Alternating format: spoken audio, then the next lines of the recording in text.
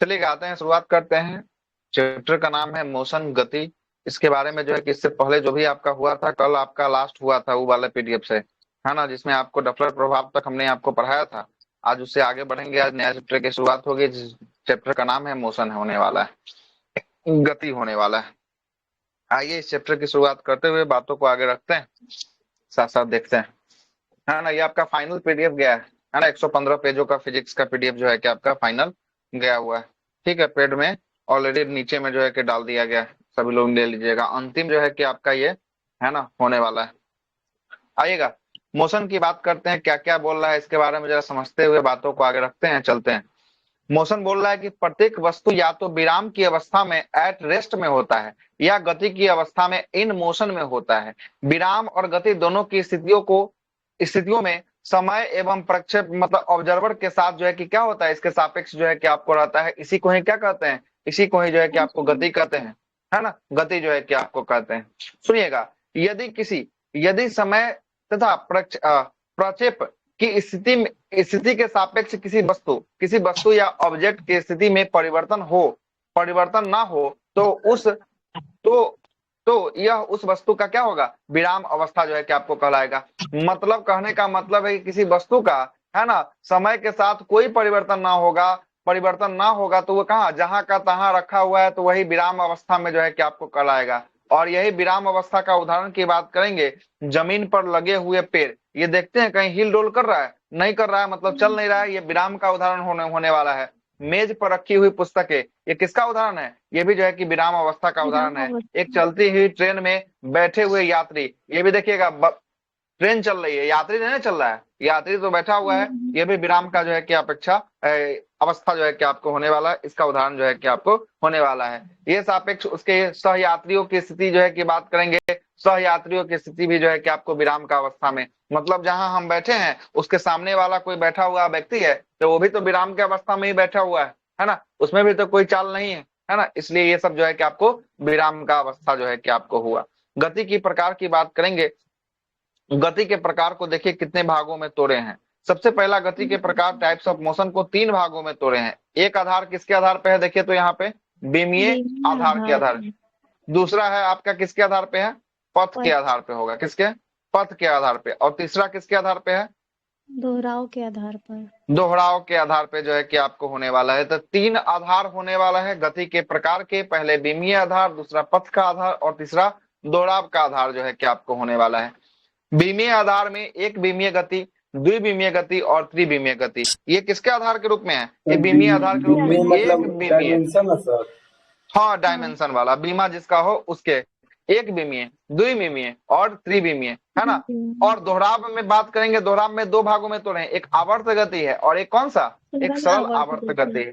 और पथ के आधार में हम इसको कितने भागों में तोड़े हैं, 4 भागों 4। में तोड़े हैं। हस्तांतरित गति, हस्तांतरणीय गति, घूर्णन गति, दोलन अथवा कंपन गति और प्रक्षेप गति जो है कि आपको है। तो सबसे पहले बीमीय आधार पे जो है कि आपको तोड़े हैं, जिसमें एक बीमीय, द्विबीमीय और त्रिबीमीय तोड़े हैं। सबसे पहले इसी को देखना शुरू करते हैं, ठीक है। बीमीय के आधार पे, बीमीय आधार पे सबसे पहला है एक बीमीय गति की बात कर लेते हैं। एक बीमीय वन डायमेंशन मोशन क्या होता है, देखिएगा क्या बोल रहा है वन डायमेंशन मोशन के बारे में।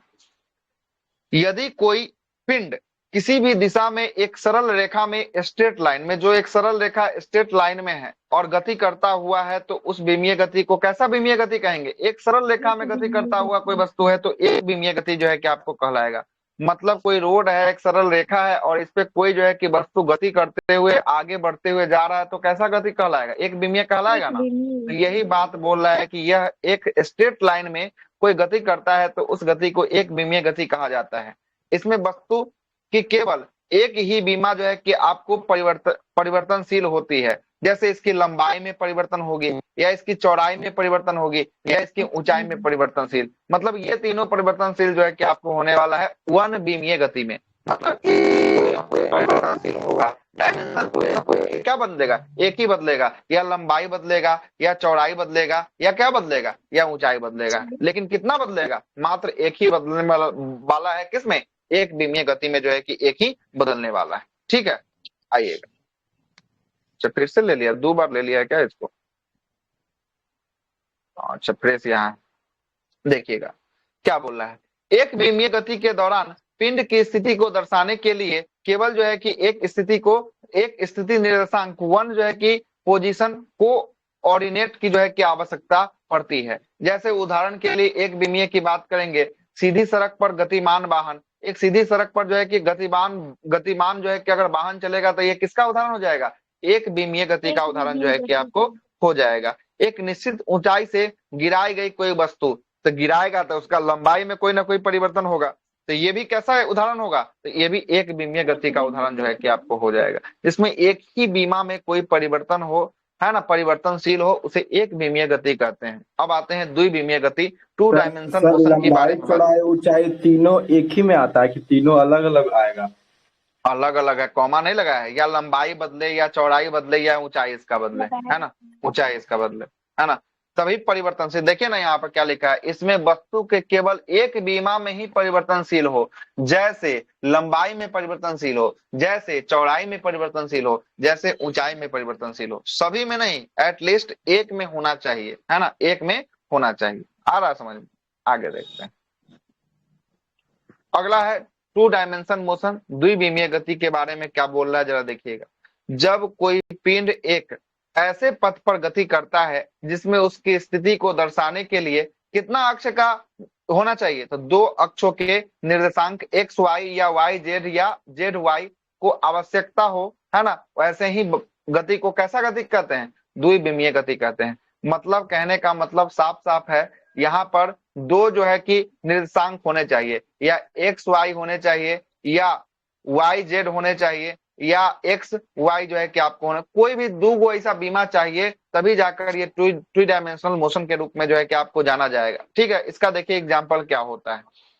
किसी वस्तु के एक साथ दो बीमाओं में परिवर्तनशीलता हो, जैसे लंबाई और चौड़ाई में परिवर्तनशीलता हो, जैसे चौड़ाई और ऊंचाई में हो, और जैसे लंबाई और ऊंचाई में हो। देखिएगा इसमें कहा ऊपर में देखें एक में ही परिवर्तन हो रहा था ना ऊपर में, यहाँ पर देख रहे हैं, यहाँ पर जो है कि दो में परिवर्तन हो रहा है, या लंबाई एवं चौड़ाई में हो रहा है, या चौड़ाई या ऊंचाई में हो रहा है, या ऊंचाई और लंबाई और ऊंचाई में हो रहा है। यहाँ पर दो गो जो है कि आपको डायमेंशन में क्या हो रहा है, परिवर्तन हो रहा है। ऊपर में वन डायमेंशन में कितना परिवर्तन हो रहा था, मात्र एक ही हो रहा था क्या, देखें ऊपर में कितना था, एक था, एक था। लेकिन यहाँ पर देखिएगा, यहाँ पर क्या होगा, यहाँ पर दो बीमाओं में परिवर्तनशील होगा।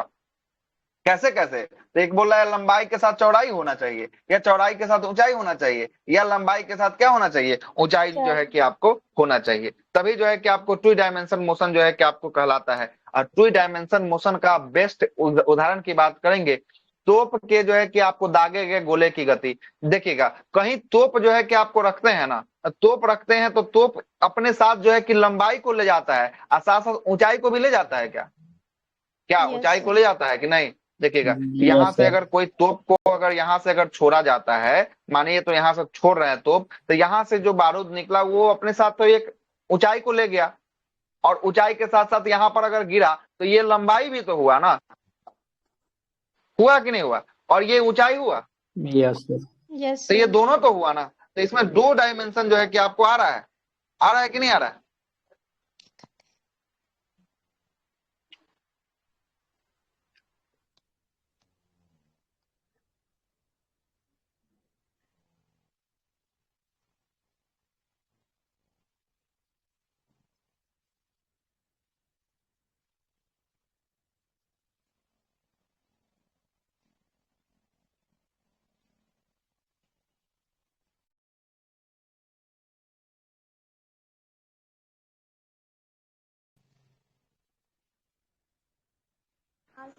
आवाज नहीं आ रहा सर, नहीं है ग्रुप में।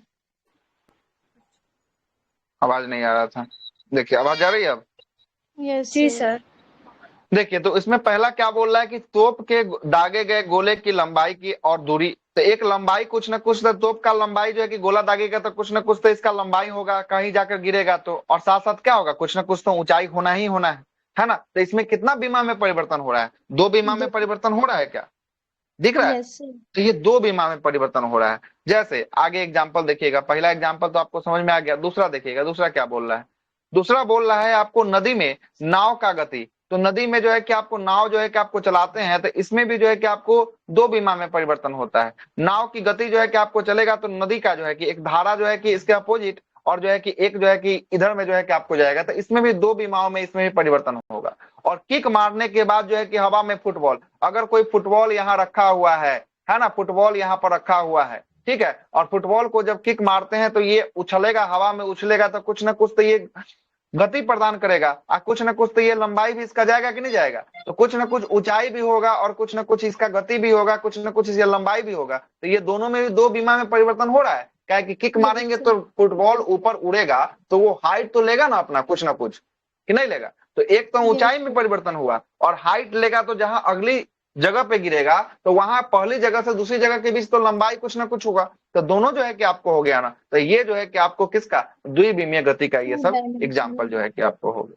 ठीक है, अब आते हैं एक विमीय गति हो गया, द्विविमीय गति हो गया। अब त्रिविमीय गति के बारे में चर्चा करते हैं। त्रिविमीय, थ्री डायमेंशन क्या होता है। जैसे वहां पर दो चीजों में परिवर्तन हो रहा था, ऊपर वाले में एक चीजों में परिवर्तन हो रहा था, यहाँ पर तीन चीजों में परिवर्तन होगा। देखिएगा क्या बोल रहा है।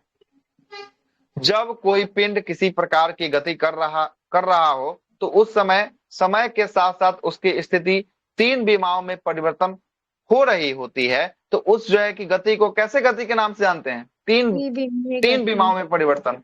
हाँ ना, त्रिविमीय गति उसको कहते हैं। थ्री डायमेंशनल जो है कि आपको मोशन जो है कि आपको कहा जाता है।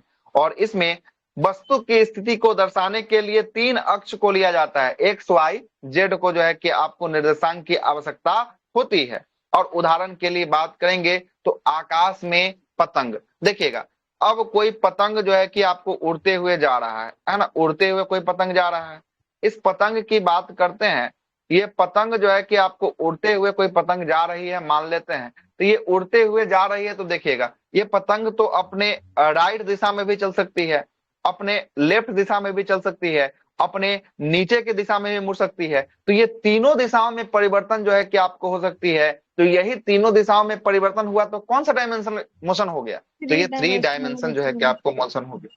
ठीक है, जैसे वायुयान की बात करते हैं, कभी कभी देखे होंगे जब फाइटर प्लेन को जब उड़ाया जाता है तो देखिएगा सीधे सीधे चलेगा और डायरेक्ट जो है कि आपको 90 डिग्री पे मोड़ देगा, कभी जो है कि पलट देगा, कभी लेफ्ट चला जाएगा, कभी राइट चला जाएगा। मतलब उसमें देखें हर एक दिशा में जो है कि मुड़ सकता है। तो इसमें भी जो है कि आपको कितना, तो ये तीन जो है कि दिशा में अगर मुड़ जाएगा तो ये हाँ थ्री डायमेंशन मोशन का ये एग्जाम्पल जो है कि आपको हो जाएगा। या पक्षियों की गति, पक्षी सीधे चल रही है, उसको अवरोध पता चलता है तो वो लेफ्ट घूम जाती है, अगर लेफ्ट से अवरोध पता चलता है तो फिर राइट घूम जाती है ना। तो ये भी जो है कि क्या हो गया, ये भी जो है कि आपको थ्री डायमेंशन जो है कि आपको मोशन हो गया। अणुओं की गति, जैसे एक जो है कि किसी चीज में अणु रखा हुआ है, अणु टकराता है यहाँ पर तो अपना गति को फिर बदल देता है, फिर इधर अगर टकराएगा तो फिर से अपना गति को इधर बदल देगा। तो ये भी जो है कि गति को इधर उधर जो है कि आपको बदलेगा, तो कैसा मोशन का एग्जाम्पल होगा ये भी, तो ये भी जो है कि आपको थ्री डायमेंशन मोशन का एग्जाम्पल जो है कि आपको होने वाला है।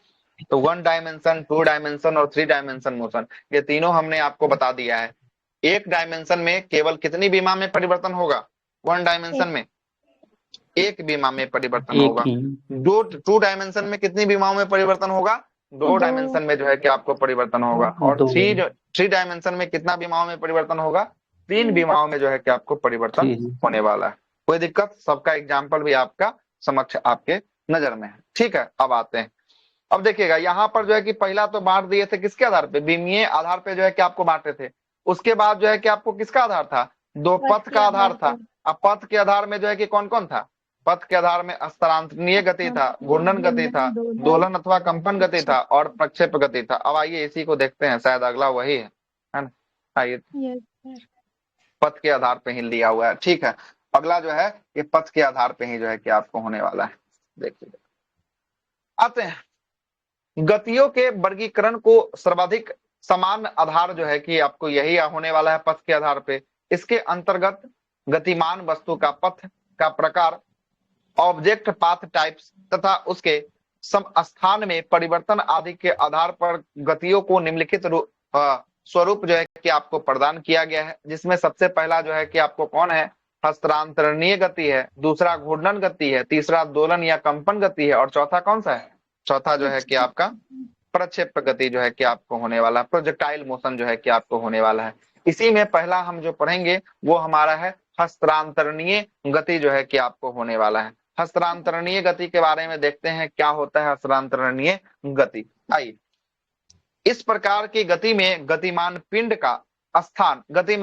के स्थान में परिवर्तन होता है तथा उस पिंड के सभी जो है कि सभी एक समान वेग से जो है कि आपको गति करते हैं। जैसे देखिएगा, जैसे पृथ्वी की गति, पृथ्वी अपना जो है कि चाल एक समान गति से न भ्रमण कर रहा है, क्या करता है कि नहीं करता है पृथ्वी?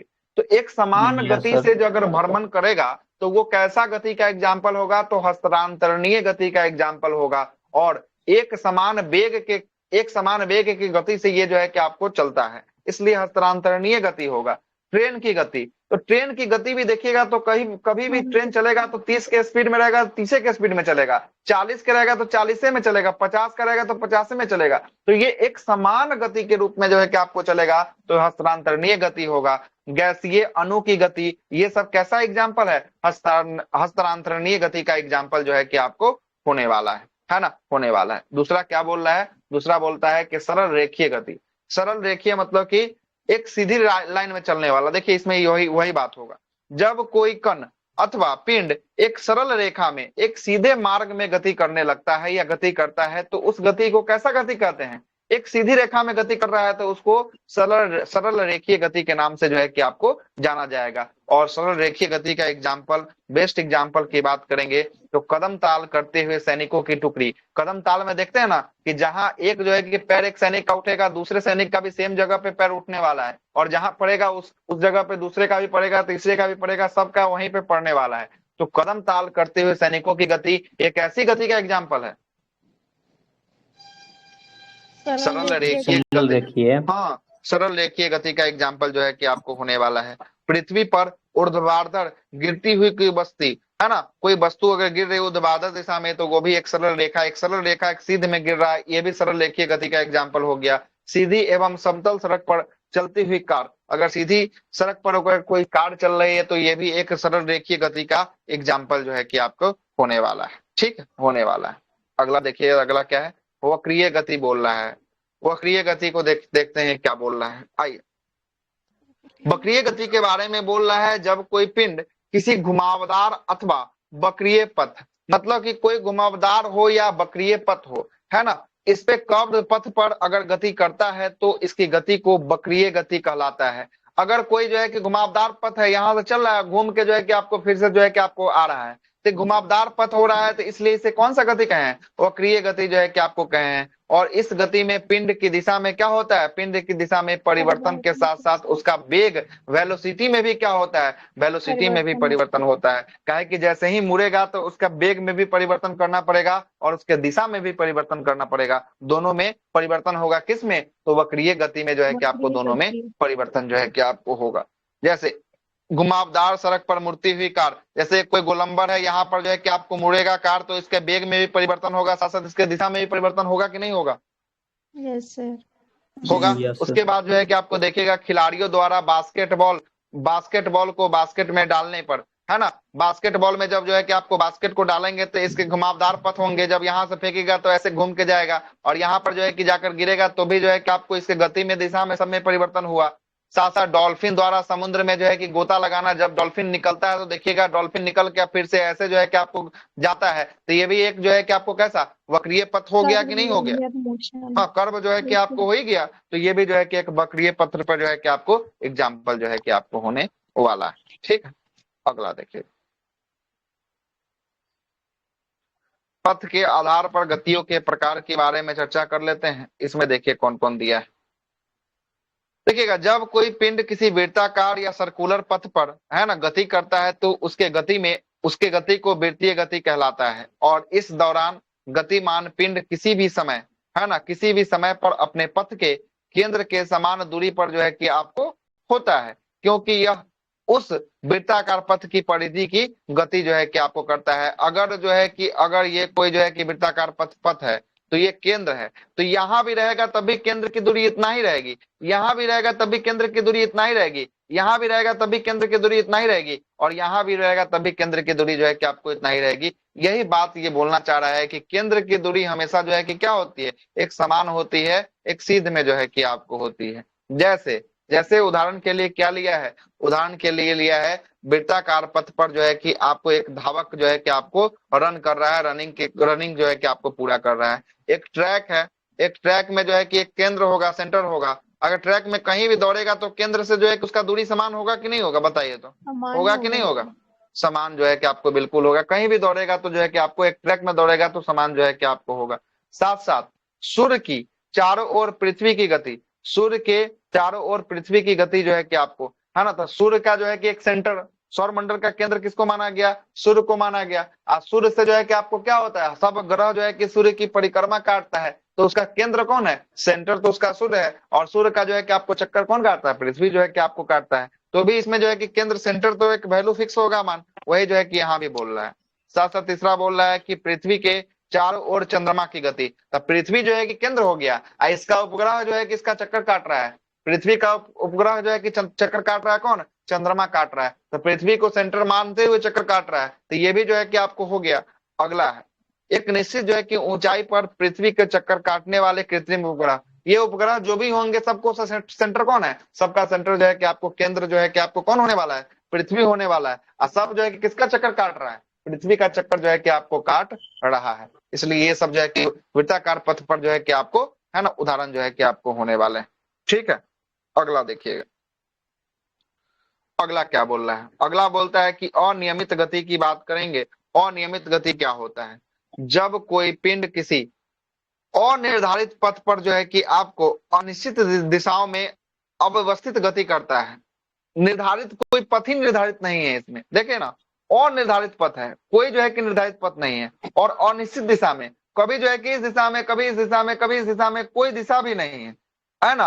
अव्यवस्थित गति जो है कि आपको करता है, तो इसे और अनियमित जो है कि आपको गति कहलाता है। और अनियमित गति को हम लोग जो कौन सा गति के नाम से जानते हैं, जिग जैक जो है कि आपको गति के नाम से, है ना, जिग जैक यही वाला था, मतलब जिधर मन उधरे जा रहा था, यह जिग जैग गति तथा ब्राउनिंग गति भी कहा जाता है। ये पूछा जा सकता है कि ब्राउनिंग गति या जिग जैग गति क्या होता है, तो अनियमित गति ही ब्राउनिंग गति या जिग जैग गति जो है कि आपको होता है। उदाहरण की बात करेंगे, इसका उदाहरण क्या होगा, तो उदाहरण होगा आकाश में उड़ रहे पक्षियों की गति। पक्षी कभी उड़ रहा होता है, कभी इधर चल गया, फिर ऊपर चला गया, नीचे चला गया, जैसे मन वैसे जो है कि आपको चला गया। गैसों की अणुओं की गति, ये भी जो है कि देखिएगा ना, कभी यहाँ टकरा के इधर आएगा, फिर यहाँ टकरा के इधर आएगा, फिर यहाँ टकरा के जो है कि आपको इधर जाएगा, कोई इसका गति ही नहीं होता है ना। चींटियों की गति, चींटी कभी इधर जाएगा, देखते हैं उसका रास्ता बहुत सारा उटपटांग होता है। और धूल कण की गति, ये सब की गति जो है कि आपको क्या होगी, जिगजैग गति हो गई। और नियमित जो है कि आपको गति का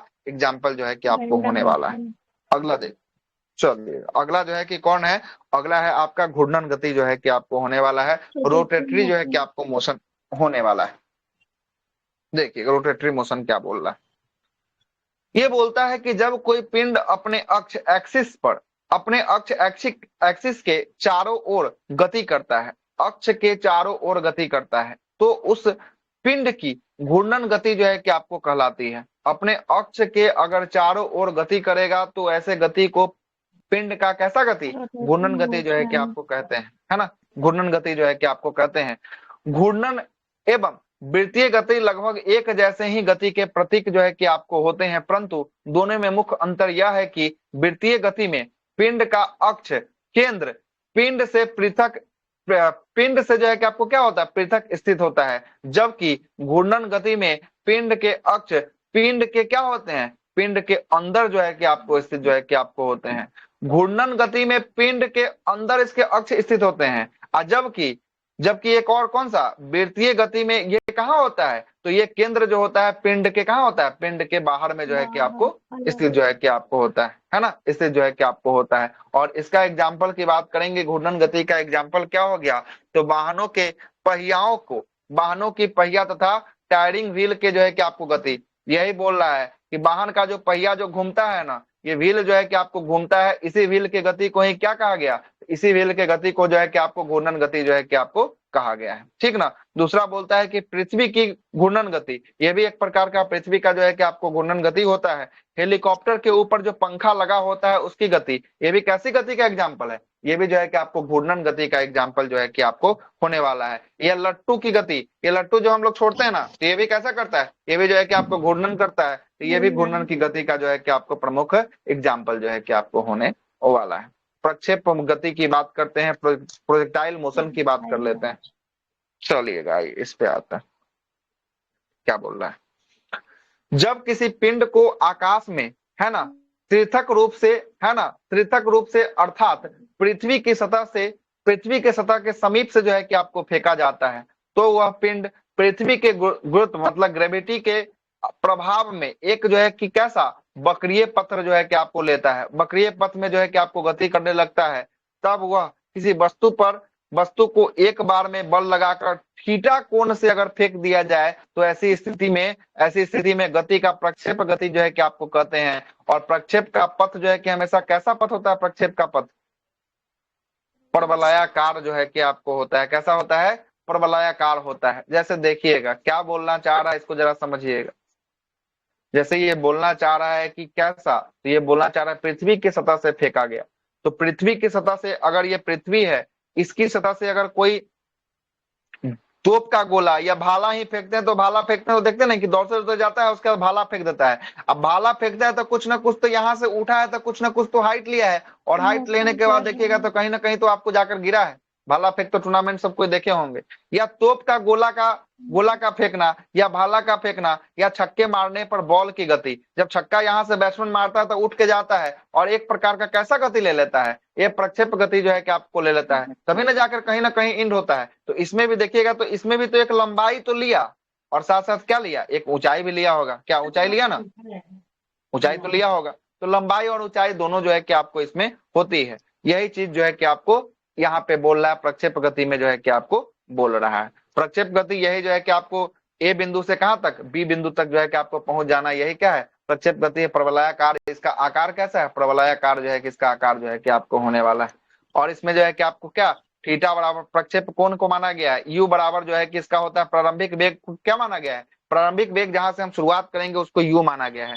और जी बराबर गुरुत्वा जो है कि आपको त्वरण जो है कि आपको जी माना गया है। और टी बराबर जो है कि चट्टान या उतरान जो है कि काल माना गया है। और एच मैक्स बराबर महत्तम ऊंचाई, और टी बराबर जो है कि उन्नयन काल। इस पर न्यूमेरिकल जो है कि सवाल आएगा, अभी नीचे देखिएगा आएगा, है ना, आएगा, आ ही तो गया। देखिएगा अब यहां से ये वाला क्वेश्चन आपका पूछा जा चुका है रेलवे के एग्जाम में। ये क्वेश्चन क्या है देखिएगा, ये क्वेश्चन बोलता है कि प्रक्षेप के दौरान भूमि पर तय की गई दूरी का परास या रेंज जो है कि आपको कहते हैं। तो रेंज निकालने के लिए आर बराबर क्या होता है, u square sine theta by जो है कि क्या होता है, जी जो है कि आपको होता है, क्या होता है, u square sine theta by, sine 2 theta by क्या होता है, जी जो है कि आपको होता है। क्या बोल रहा है, ये बोल रहा है कि प्रक्षेप के दौरान भूमि पर तय की गई दूरी का परास या रेंज, मतलब प्रक्षेप जब छोड़े ना तो ये भूमि पर जो लंबाई अपना तय की उस लंबाई के बारे में बताने के लिए बोल रहा है। तो इसका फॉर्मूला है R equal to u square sine 2 theta by क्या है, साइन 2 थीटा बाई जी जो है कि आपको होने वाला है। यहीं से एक सवाल निकाल दिया है। क्या सवाल है जरा सुनिएगा, सवाल देखिए तो क्या है, पढ़िए सवाल, पढ़िए। एक भाला को 60 मीटर पर सेकंड के वेग से 30 डिग्री के कोण पर फेंका जाता है, तो कितनी दूरी पर जाकर गिरेगा। हाँ यही जो है कि आपको बोला गया है, ठीक ना। एक भाला को 60 मीटर पर सेकेंड के वेग से 30 डिग्री के कोण से जो है कि आपको फेंका जाता है, तो भाला जो है कि कितना दूर जाकर जो है कि आपको गिरने वाला है, ठीक ना, गिरने वाला है, यही ना बोल रहा है प्रश्न। देखिएगा यहाँ पर क्या क्या बोल रहा है, यहाँ पर जरा समझने की बात है, समझिएगा क्या बोल रहा है। आइए इसको मिटा थोड़ा सा समझा देता है। ये बोल रहा है कि कोई भाला है, भाला की जो है कि आपको एंगल कितना डिग्री का एंगल बना रहा है, दोनों बताइए, फेंक रहा है तो कितना डिग्री का एंगल बन रहा है, 30 डिग्री का एंगल बन रहा है। यही ना बोल रहा है कि भाला को फेंकने पर 30 डिग्री का एंगल बनता है ना। और इसकी जो है कि भाला को कितना वेग से फेंका जाता है, तो इसका वेग कितना है, 60 मीटर पर सेकेंड है, 60 मीटर पर सेकेंड, है ना। तो कितनी दूरी पर जाकर गिरेगा, यही ना पूछ रहा है कि इसका रेंज क्या होगा, बताइए कि इसका दूरी क्या होगा, आर बताने के लिए बता रहा है, यही ना पूछ रहा है। तो आर इक्वल टू फॉर्मूला क्या था, आर इक्वल टू फॉर्मूला था u u square square sine two sine theta. Two u theta square बटे sine two g. Theta by g. हाँ चलिए, तो इसी के आधार पर जो है कि आपको निकाला जाता है, जो भाला फेंक वाला प्रतियोगिता होता है देखे होंगे, तो इसी आधार पे जो है कि आपको निकाला जाता है कितना डिग्री का एंगल रखा जाए कि भाला जो है कि बहुत ज्यादा दूर तक फेंका है ना। अभी एक दो और न्यूमेरिकल दो के निकाल के 45 दिखाएंगे, डिग्री। देखिएगा। तो यू स्क्वायर, तो यू के बारे में हम ऊपर में आपको लिखे हैं, यू क्या था देखिए, तो यहाँ पर यू प्रारंभिक वेग था क्या, यू यहाँ देखिए ना, यस सर। यहाँ लिखा है यू बराबर प्रारंभिक वेग, जी बराबर गुरुत्व त्वरण, टी बराबर जो है कि चढ़ान या उतान काल, है ना, लिखा हुआ है। तो यू बराबर जो है कि आपको बोल रहा है यू स्क्वायर, तो यू स्क्वायर, तो ये प्रारंभिक वेग कितना के स्पीड से फेंका है, क्वेश्चन क्या बोल रहा है, कितना के स्पीड से, 60 का स्पीड बोल 60 रहा है। मीटर पर हाँ तो सेकेंड। 60 मीटर पर सेकेंड, तो यू स्क्वायर तो 60 का स्क्वायर कर देंगे, कोई दिक्कत, कोई दिक्कत है तो बताइए। साइन 2 थीटा, और साइन 2 और थीटा का मान कितना डिग्री के एंगल से फेंक रहा है, 30 डिग्री। 30 डिग्री, तो 30 गुने 2 करेंगे तो 60 डिग्री हो जाएगा, क्या होगा कि नहीं होगा, हमको बताइए। Yes sir. तो साइन 60 का होगा मान क्या होता है, साइन 60 का मान √3/2। √3/2 होता है, और 60 का स्क्वायर कीजिएगा तो 3600 आएगा क्या, 60 का स्क्वायर 3600, यस। जी। 3600 गुने साइन 60 बटा जो है कि आपको कितना जी है, और जी का मान आपको पता है 9.8, इसको जो है कि न्यूमेरिकल को 10 मान के चलते हैं, इसलिए कहा है कि हमारा सवाल बन जाए, अगर पॉइंट में देंगे तो फिर सवाल फंसने लगेगा। तो 9.8 जी को कितना मान लिए, 10 मान लिए। अब 10 से इसको देखिए तो काट के जरा काटते हैं, अब काटिए, अब जो है कि 3600 गुना जो है कि √3/2 है ना था साइन 60 का मान, बटा 10 था, काटिए, 1 0 से 1 0 काट देंगे, कटेंगे 1 0 से 1 0, यस सर। अब 2 से कितना कट बचा, जाएगा अब जो है बचा, 180। अब जो है कि 2 से कटेगा तो कितना कटेगा, 18 दूना 36 मतलब 180 बच गया। 180।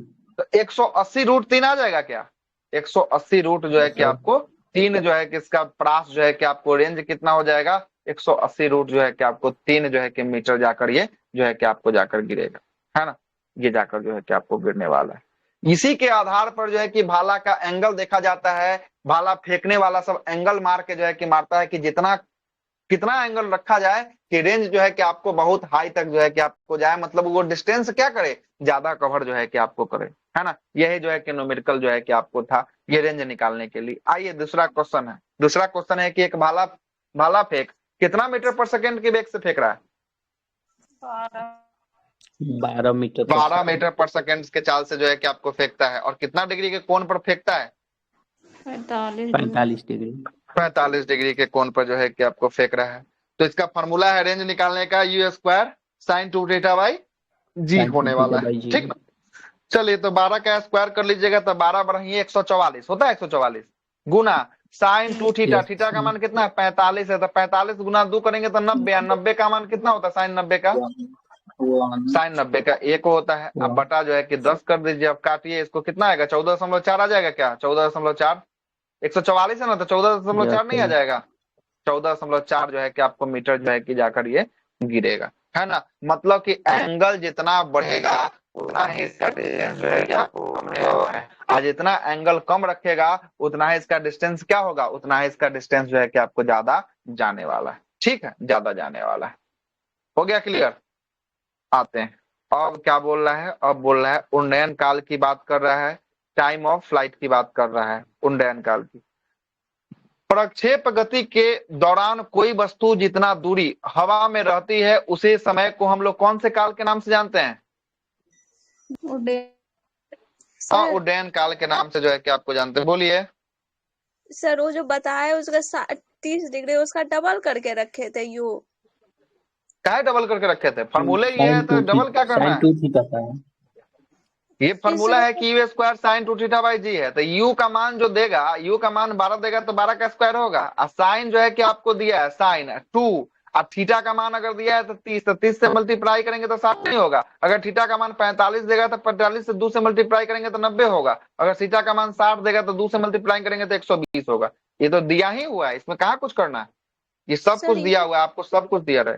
हाँ बोलिए क्या बोल रहे हैं, बताइए, बोलिए। सर यू यो जो दिया है प्रारंभिक वेग, ये 60 मीटर यही है।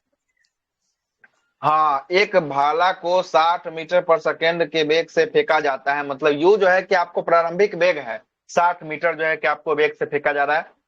मतलब यू के बारे में चर्चा कर रहा है। ये 60 जो दिया है यू है, ठीक है, यू है। ठीक है क्लियर? सर। हाँ ठीक, आगे चलते हैं। उड्डयन काल था, तो वही जो है कि हवा में रहने वाले जितना देर रहेगा उसी समय को क्या कहेंगे? उड्डयन काल कहेंगे। उड्डयन काल टी बराबर जो इसका फॉर्मूला होता है 2u साइन थीटा बाई क्या होता है? साइन थीटा बाई जो है कि आपको जी जो है कि आपको होता है। बहुत सारा न्यूमेरिकल इस पर आता है। देखिए यहाँ पे भी न्यूमेरिकल दिया ही होगा, देखिएगा क्या दिया है न्यूमेरिकल। न्यूमेरिकल दिया है कि एक तोप के गोले को कितना डिग्री के कोण से, कितना डिग्री के कोण से? 30 डिग्री के, 30 डिग्री के कोण से जो है कि आपको 60 मीटर की वेग से जो है कि आपको फेंका जाता है। तो कितने देर बाद वो पृथ्वी पर गिरेगा? मतलब कहने का मतलब है कि हवा में कितना देर रहेगा इसके बारे में बोल रहा है। हवा में रहने के लिए उड्डयन काल का फॉर्मूला, उड्डयन काल का फॉर्मूला क्या है? T equal to 2u sine theta by क्या था? जी था ना? हाँ, तो अब लगाइए। यू भी आपको दिया है, साइन थीटा का भी मान दिया है, जी आपको पता है। तो 2 गुना यू कितना दिया है? 60 मीटर है। 2 गुना 60 मीटर, और यहाँ पर साइन का थीटा का मान कितना दिया है? 30 डिग्री। साइन 30 का मान कितना होता है? साइन 30 डिग्री का मान 1/2 होता है। अब बटा जी तो आपको पता ही है 9.8 है, तो इसको 10 मान लेते हैं। और 10 मानते तो काटिए तो इसको 1 0 से 1 0 कट गया 1 0 से। 6 दुना 12, 6 दुना 12, 12 आएगा तो 2 से काट दीजिए, 3 को काट दीजिए तो 3 दुना 6 आ जाएगा। कितना आ जाएगा? 6 आ जाएगा। तो ये 6 जो है कि आपको मिनट तक जो है कि आपको क्या होगा? 6 मिनट बाद जो है कि आपको ये गिरने वाला है। 6 मिनट बाद जो है कि आपको ये गिरने वाला है। मतलब इतना देर तक ये जो है कि कहाँ रहेगा? हवा में जो है कि आपको रहने वाला है, हवा में रहने वाला है। कोई दिक्कत? आगे चलते हैं। अगला सवाल, अगला क्या बोलता है देखिए। अब इसीलिए न्यूमेरिकल भी दिए हैं साथ में नीचे में, कोई दिक्कत ना। महत्तम ऊंचाई मैक्सिमम हाइट की बात करेंगे, कोई प्रक्षेप की गति की बात करेंगे। इसमें महत्तम ऊंचाई कितना जो है कि आपको मैक्सिमम हाइट तक जाएगा, उसके लिए भी जो है कि एक फॉर्मूला है। एच मैक्स के लिए भी फॉर्मूला है u square sine square theta by जो है कि आपको कितना है? 2g जो है कि आपको होने वाला है। कितना है? 2g है। ये 9 नहीं मानिएगा, क्या है? 2g होने वाला है। ठीक है, देखिएगा महत्तम ऊंचाई की बात करेंगे। प्रक्षेप के द्वारा किसी वस्तु के विभिन्न जो है कि ऊंचाई पर गति करती है। इन सभी में जो सबसे अधिक ऊंचाई पर होता है उसे ही क्या कहते हैं? उसे ही महत्तम ऊंचाई जो है कि आपको कहते हैं। यहाँ से कोई वस्तु को फेंके और वहां से जाते जाते जाते तो यहाँ तक गया, और यहाँ के बाद ये जो है कि आपको लौटना शुरू कर दिया। तो ये हाईएस्ट जो पॉइंट होगा जहां अंतिम रूप से ये पहुंचा होगा और उसके बाद धीरे धीरे ये डाउन होना शुरू हुआ होगा, उसी ऊंचाई को क्या कहें? उसी ऊंचाई को कहे हैं महत्तम ऊंचाई, मैक्सिमम हाइट जो है कि आपको कहें। चलिएगा, यहाँ तक कोई दिक्कत नहीं। मैक्सिमम हाइट निकालने का फॉर्मूला जो है कि एच मैक्स का फॉर्मूला है u square sine 2 theta by क्या है? साइन 2 थीटा बाई जो है कि आपको जी होता है। क्या होता है? Sine 2 theta by. हाँ, sine square, sorry sine 2 theta बोलते हैं। साइन स्क्वायर जो है कि आपको बाई 2g जो है कि आपको, है ना। चलिए, ये जो है कि आपको मैक्सिमम हाइट निकालने का जो है कि आपको फॉर्मूला है। आइएगा अब जो है कि देखिएगा, अब किसके आधार पे था? तीसरा, पूर्णावृत्ति के आधार पर जो है कि गतियों के प्रकार था। और इसी में पहला गति जो था वो आवर्त गति था। कौन सा गति है? आवर्त गति जो है कि आपको होने वाला है। आइए आवर्त गति के बारे में देखते हैं। आवर्त गति क्या बोल रहा है? पहला बोल रहा है आवर्त गति, जब किसी गतिमान पिंड द्वारा एक ही पथ में एक निश्चित समय अंतराल में अपने पथ में पूर्णावृत्ति मतलब कि रिपीटाइलेशन की जो है कि आपको की जाती है, तो ऐसे ही आवर्त, तो इसे ही क्या कहते हैं? इसे ही आवर्त गति जो है कि आपको कहते हैं। और आवर्त गति करने वाले पिंड पथ पर स्थित किसी भी बिंदु से प्रारंभ होकर पुनः जो है कि आपको क्या होते हैं? पुनः उसी बिंदु तक जो है कि आपको पहुंचने में लगा समय उसका क्या कहलाता है? लगा समय उसका समय काल या आवर्त काल जो है टाइम पीरियड जो है कि आपको कहलाता है। यही क्या, कौन सा गति कहलाता है? तो आवर्ती गति का जो है कि आपको उदाहरण है। आवर्ती गति का उदाहरण की बात करेंगे, जैसे घड़ी की विभिन्न सुइयां को देखिएगा। जैसे मिनट की सुई जो है कि आपको देखिएगा 12 से शुरू होकर फिर तो 12 पर आ जाएगा, है ना। तो ये भी क्या हुआ, एक फोकस मानते हुए चारों दिशा में जो है कि आपको किया, जहां से शुरू हुआ वहां पे आ गया। तो ये भी कैसा गति का एग्जाम्पल हो गया, आवर्ती गति का एग्जाम्पल हो गया। तो यही दिया है कि घड़ियों के विभिन्न सुइयों के द्वारा की जाने वाली आवर्ती गति में सर्वाधिक सामान्य जो है कि उदाहरण जो है कि इसका होने वाला आवर्ती गति में, इसमें 1 सेकंड में 1 सेकंड, इसमें सेकंड वाली सुई जो है कि कितना 60 सेकंड में जो है कि आपको बदल जाती है, फिर से जो है कि आवर्ती करने लगती है। वही मिनट वाली कितना देर में, 1 घंटा मतलब 60 मिनट में जो है कि आपको मिनट वाली करने लगती है। वही घंटे वाली की बात करेंगे कितना घंटा में, तो 12 घंटा में जो है कि आपको घंटे वाली जो है कि आपको फिर से जो है कि आपको पुनः पूर्णावृत्ति जो है कि आपको करते रहती है, मतलब घूम के फिर मतलब कि घूमना शुरू कर देती है। घंटा वाला 12 घंटा में, मिनट वाला जो है कि आपको कितना मिनट में 60 मिनट में, और सेकंड वाला कितना सेकंड में, सेकंड वाला भी 60 सेकंड में जो है कि आपको करता है, ठीक ना। ये जो है कि आपको पूर्णावर्ती गति जो है कि आपको होगी। आगे देखते हैं,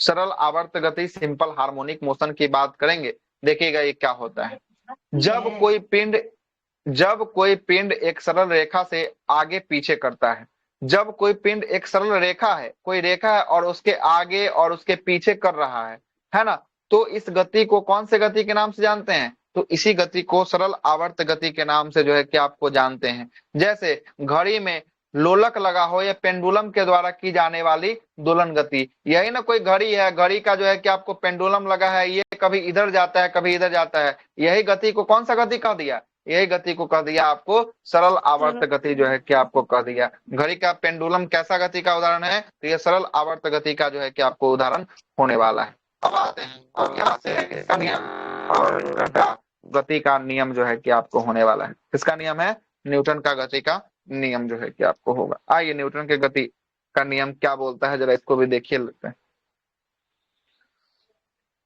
सन 1689 ईस्वी में ब्रिटिश वैज्ञानिक आइजैक न्यूटन ने अपनी एक पुस्तक है ना, फिलोसफियन नेचर्स प्रिंसिपल मैथमेटिका, प्राकृतिक दर्शन के गणितक सिद्धांत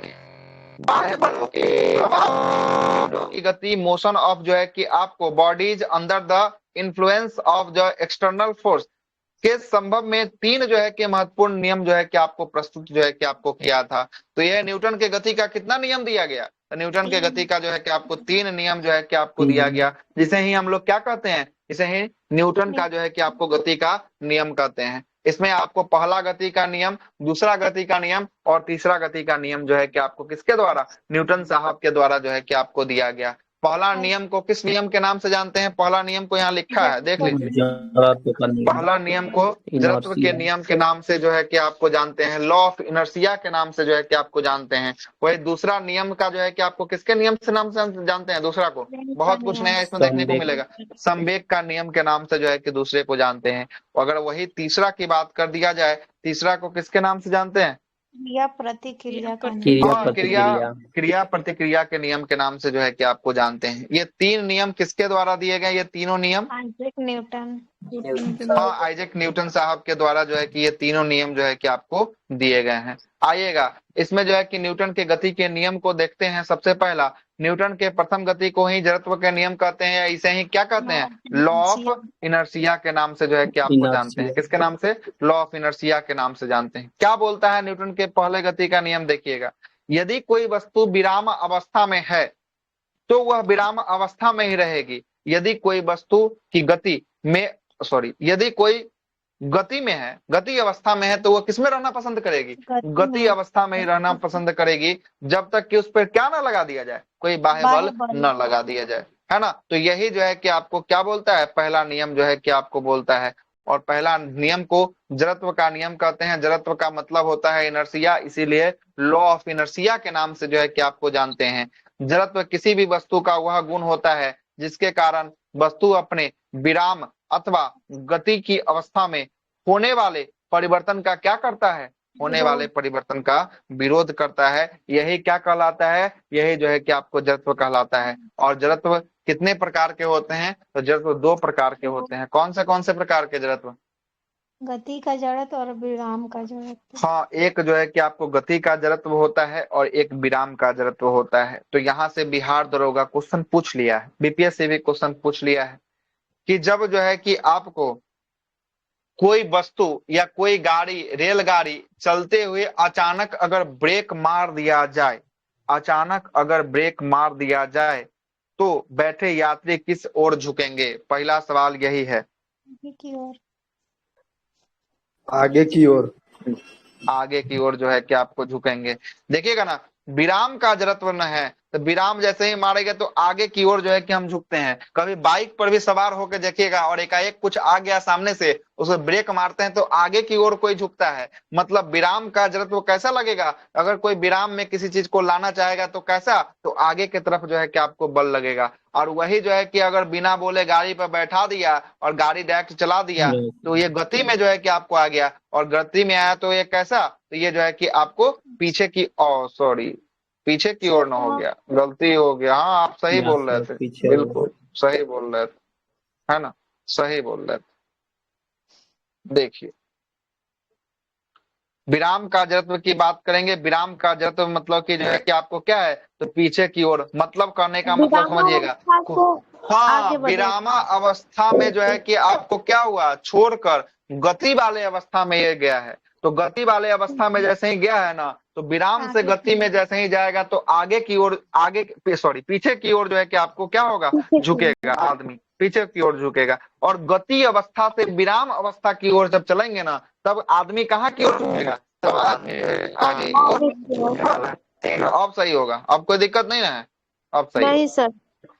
सर आगे क्योंकि चलते हैं। आदमी तो विराम में रहता है और फिर गाड़ी गति हाँ में, इसीलिए। हाँ बिल्कुल, अब नीचे दिया हुआ वही बात नीचे ही दिया हुआ है। विराम का जड़त्व देखिएगा, यदि कोई वस्तु रुकी हुई है ना, यदि कोई वस्तु क्या है, रुकी हुई है, और रुकी हुई है तो वह जो है कि आपको तब वह, देखिए क्या है, यदि कोई वस्तु रुकी हुई है तो रुकी ही रहेगी जब तक कि उस पर क्या लगा दिया ना जाए, कोई बाह्य बल न लगा दिया जाए, है ना। बाह्य बल जैसे ही न लगाएंगे तब तक ही वो वस्तु रुकी रहेगी, जैसी है वैसे ही जो है कि आपको रहेगी। उदाहरण के लिए, दरी है, कपड़ा है और कंबल को, है ना, वो जो है कि विराम में है। जब उस पर हम अगर कंबल पर डंडा से प्रहार करते हैं, डंडा से अगर पीटते हैं, देखिएगा उसका धूल कण क्या हो जाता है, गति में आ जाता है। और गति में आ जाता है, कोई बाह्य बल हम लगा देते हैं तो गति में आता है, और गति में आने के कारण उससे धूल कण क्या हो जाता है, निकल के जो है कि आपको बाहर आ जाता है। क्या हो जाता है, निकल कर जो है कि आपको बाहर आ जाता है। तो ये जो है कि किसका एग्जाम्पल हो गया, ये हो गया विराम का जो है कि आपको जड़त्व का एग्जाम्पल हो जाएगा। अचानक गाड़ी को चलाने पर यात्री जो है कि किसकी ओर, पीछे की ओर, पीछे की ओर झुक जाते हैं। मतलब जब अचानक बैठे हुए हैं, गाड़ी अचानक जो है कि आपको चल गया तो आदमी जो है कि पीछे की ओर झुका हुआ है। विराम से डायरेक्ट गति में कर रहा है तो कहाँ, तो पीछे की ओर झुक रहा है। ये भी जो है कि विराम का जड़त्व का एग्जाम्पल जो है कि आपको होने वाला है। तीसरा एग्जाम्पल, बहुत सारा एग्जाम्पल यहाँ पर लिखे हैं। तीसरा एग्जाम्पल है कि कांच पर पत्थर मारने पर फूट जाता है ना, फूट जाता है तथा गोली मारने पर छेद हो जाता है। देखिएगा, तो कांच पर पत्थर मारेंगे तो पत्थर क्या, कांच में पत्थर मारने पर जो है कि आपको फूट जाता है, और गोली मारने में जो है कि आपको क्या हो जाता है, छेद हो जाता है। तो ये भी क्या है, एक प्रकार का जो है कि आपको विराम का जो है कि आपको जड़त्व जो है कि आपको होता है ना। विराम का जड़त्व है। ऐसा क्यों है कि आपको, हाँ जाता है, बचता हाँ ही नहीं ऐसा है। क्योंकि इसका जो है कि आपको गोली का जो एरिया होता है, ये क्षेत्रफल इसका बहुत कम जो है कि आपको होता है। साथ साथ ये कांच जो है ये विराम अवस्था में पड़ा हुआ है ना। और इस पे हम अगर पत्थर मारते हैं तो पत्थर मारेंगे तो पत्थर का एरिया ज्यादा होगा, है ना। एरिया ज्यादा होगा तो वो ज्यादा जो है कि एरिया तक प्रभावित करेगा, और ये कम को करेगा तो ये कम को करेगा, और इसका स्पीड भी बहुत ज्यादा होगा। पत्थर के अपेक्षा से इसका स्पीड क्या होगा, बहुत ज्यादा होगा, तो इसको चीरते हुए निकल जाएगा, है ना। और उसका स्पीड कम होगा, उसमें प्रहार बहुत ज्यादा लगेगा तो वो सबको बिखेर देगा, सबको तोड़ देगा। ये भी किसका एग्जाम्पल है, क्वेश्चन आया हुआ है, बीपीएससी क्वेश्चन ही पूछा हुआ है क्वेश्चन, है ना। चलिएगा, ये जो है कि किसका, जड़त्व में किसका, गति का है कि विराम का, विराम का जो है कि आपको जड़त्व होने वाला, ठीक ना, विराम का होने वाला। आगे देखिएगा आगे क्या बोल रहा है, आगे और बोलेगा। गिलास के ऊपर रखे कोई कार्डबोर्ड पर, गिलास के ऊपर रखा कार्डबोर्ड पर रखा सिक्का गिलास में गिर जाता है तब अचानक कार्डबोर्ड को खींच लिया जाता है ना। तो ये कैसा होता है, जब कोई गिलास है और गिलास है, इसके ऊपर कोई कार्डबोर्ड है, इसके ऊपर जब सिक्का रखेंगे तो सिक्का रखने पर अगर कार्डबोर्ड के खींचेंगे तो गिलास के अंदर जो है कि आपको क्या होगा, ये सिक्का जो है कि आपको गिर जाएगा। तो ये भी किसका एग्जाम्पल है, ये भी विराम का जड़त्व का एग्जाम्पल जो है कि आपको होता है। ऐसा क्यों होता है इसके बारे में भी नीचे दिया हुआ है। गिलास पर रखे गए गति को, है ना, रखे गए गति को एक हटाने की वजह से वह गति के अवस्था में आ जाता है ना, गति की अवस्था में आ जाता है, जबकि उस पर रखा गया सिक्का स्थिर अवस्था में रहता है। इस पर ना जो है कि आपको इसको ना प्लेट को ना खींच रहे हैं तो इस पर ना जो है कि आपको गति आ रहा है, लेकिन इस पर सिक्का रखा हुआ है तो ये विरामे में है, और विराम की अवस्था में जब रहता है तो इसकी वजह से ये सिक्का कहाँ जाके गिर जाता है, ये गिलास में जाकर जो है कि आपको गिर जाता है, ठीक है ना, गिर जाता है। और ये जो है कि आपको पेड़ हिलाने पर, है ना, पेड़ हिलाने पर जो है कि आपको क्या होता है, फल का गिरना, ये भी जो है कि किसका एग्जाम्पल हो गया, ये भी जो है कि एग्जाम्पल हो गया विराम का जड़त्व का जो है कि आपको, है ना, विराम। गोटी कैरम बोर्ड का क्या, वो किसका तो हाँ, तो उसमें भी तो विराम है ना, है विराम है, उस पर मारेंगे प्रहार करेंगे तभी ना वो अपने जो है कि आपको विराम है। वैसा देखिएगा तो बहुत कुछ हो जाएगा। टेबल पर रखा गया वस्तु है कोई, है ना, उसको जब तक हिलाएंगे ना तब तक वो आगे पीछे होगा कैसे, तो विराम का ही जो है कि आपको हो जाएगा। वैसे तो बहुत सारा चीज हो जाएगा ऐसे अगर देखिएगा तो, है ना। अब जो है कि विराम का जड़त्व तो हो गया। अब दूसरा है गति का जड़त्व। अब इसके बारे में देखते हैं गति का जड़त्व क्या बोलता है। जब कोई वस्तु गतिशील हो तो गतिशील ही रहेगी जब तक कर उस पर कोई क्या ना हो, बाह्य बल ना लगा दिया जाए, तब तक वो गतिशील ही रहने वाली है। इसका उदाहरण की बात करेंगे, अचानक गाड़ी रुकने पर यात्री कहाँ की ओर, आगे की ओर जो है कि आपको झुक जाते हैं। किसका एग्जाम्पल है ये जो है कि आपको गति का जड़त्व का एग्जाम्पल जो है कि आपको होने वाला है। किसका, गति का जड़त्व का एग्जाम्पल जो है कि आपको होने वाला है। देखिएगा, जब दौड़ता हुआ घोड़ा अचानक रुकता है तो सवार व्यक्ति कहाँ, आगे की ओर की पीछे की ओर, आगे की ओर जो है कि आपको गिर जाते हैं। ये भी किसका एग्जाम्पल है, तो ये भी जो है कि आपको गति का एग्जाम्पल है, गति का जड़त्व का एग्जाम्पल जो है कि आपको होने वाला है। और देखिए आगे, जड़त्व के कारण ही जो है कि वस्तु अपने विराम या गति अवस्था में परिवर्तन का क्या करती है, परिवर्तन का विरोध करती है। यही आपको कौन सा नियम कहलाता है, यही आपको गति का प्रथम नियम, यही आपको गति का प्रथम नियम जो है कि आपको कहलाता है ना। तो गति के प्रथम नियम को ही जड़त्व के नियम के नाम से जानते हैं। जड़त्व कितने प्रकार का, दो प्रकार का, है ना, एक गति का जड़त्व और एक जो है कि आपको किसका जड़त्व, विराम का जड़त्व, है ना। इतना अच्छा से जो है कि आपको हो गया, ठीक है, हो गया। आगे चलते हैं। अब कौन सा नियम है गति का, गति का अब है दूसरा नियम। इसका नियम, गति का दूसरा नियम जो है, गति के दूसरे नियम को किसके नियम के नाम से जानते हैं, लिखा हुआ है संवेग का नियम के नाम से जो है कि आपको जानते हैं। आइए इसको देखते हैं, गति का दूसरा नियम क्या बोलता है।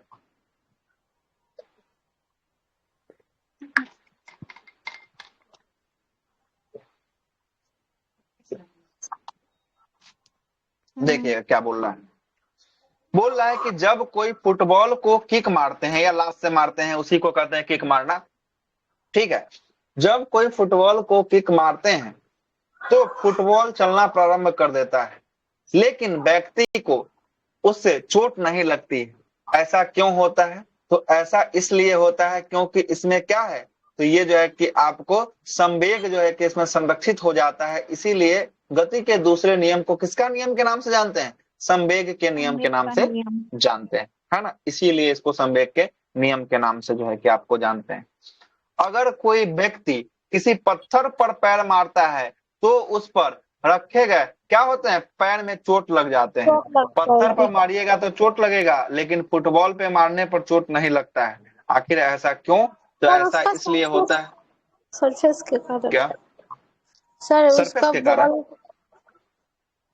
हाँ सर, फुटबॉल में सर प्लेन होता है और वो हल्का होता है और पत्थर भारी होता है फिर। हाँ तो भारी होता है, वेट ना बोली, सरफेस था। अगर वही सेम आकार का अगर फुटबॉल का पत्थर बना दिया जाए, ऐसे देखने में बहुत सारा गोला देखे हैं जिससे भजा के मारा जाता है, गोला फेंक, है ना। तो गोला भी तो फुटबॉलों के समान जो है कि छोटा फुटबॉल के समान आकार होता है, लेकिन उसमें तो देखिएगा वेट के कारण ऐसा हो रहा है। इसमें वेट कम है, इसमें वेट जो है कि आपको ज्यादा है, इसीलिए, है ना। अगर देखिएगा तीसरा एग्जाम्पल क्या बोलता है, तीसरा एग्जाम्पल बोल रहा है कि अगर क्रिकेट की गेंद को अधिक वेग से किसी व्यक्ति की ओर आ रहा है या फेंका जाता है तो उस व्यक्ति को चोट जो है कि आपको पहुंचता है। लेकिन वही व्यक्ति अगर चलते हुए आ रहा है और वही बॉल को अगर लेकर अपने हाथों को कहाँ, पीछे की ओर कि आगे की ओर, कहाँ की ओर, पीछे की पीछे की ओर जो है कि अगर रोकता है तब जाकर उसको चोट नहीं लगता है। देखे भी होंगे ऐसा, अगर एकाएक आ गया तो चोट लगेगा, अगर जो है कि आपको उसी को लेकर अगर पीछे की ओर जो है कि आपको खींच लिया जाए तो संवेग जो है कि संरक्षित हो जाता है, जिससे आपको क्या नहीं लगता है, चोट नहीं लगता। वही बात यहाँ लिखा होगा।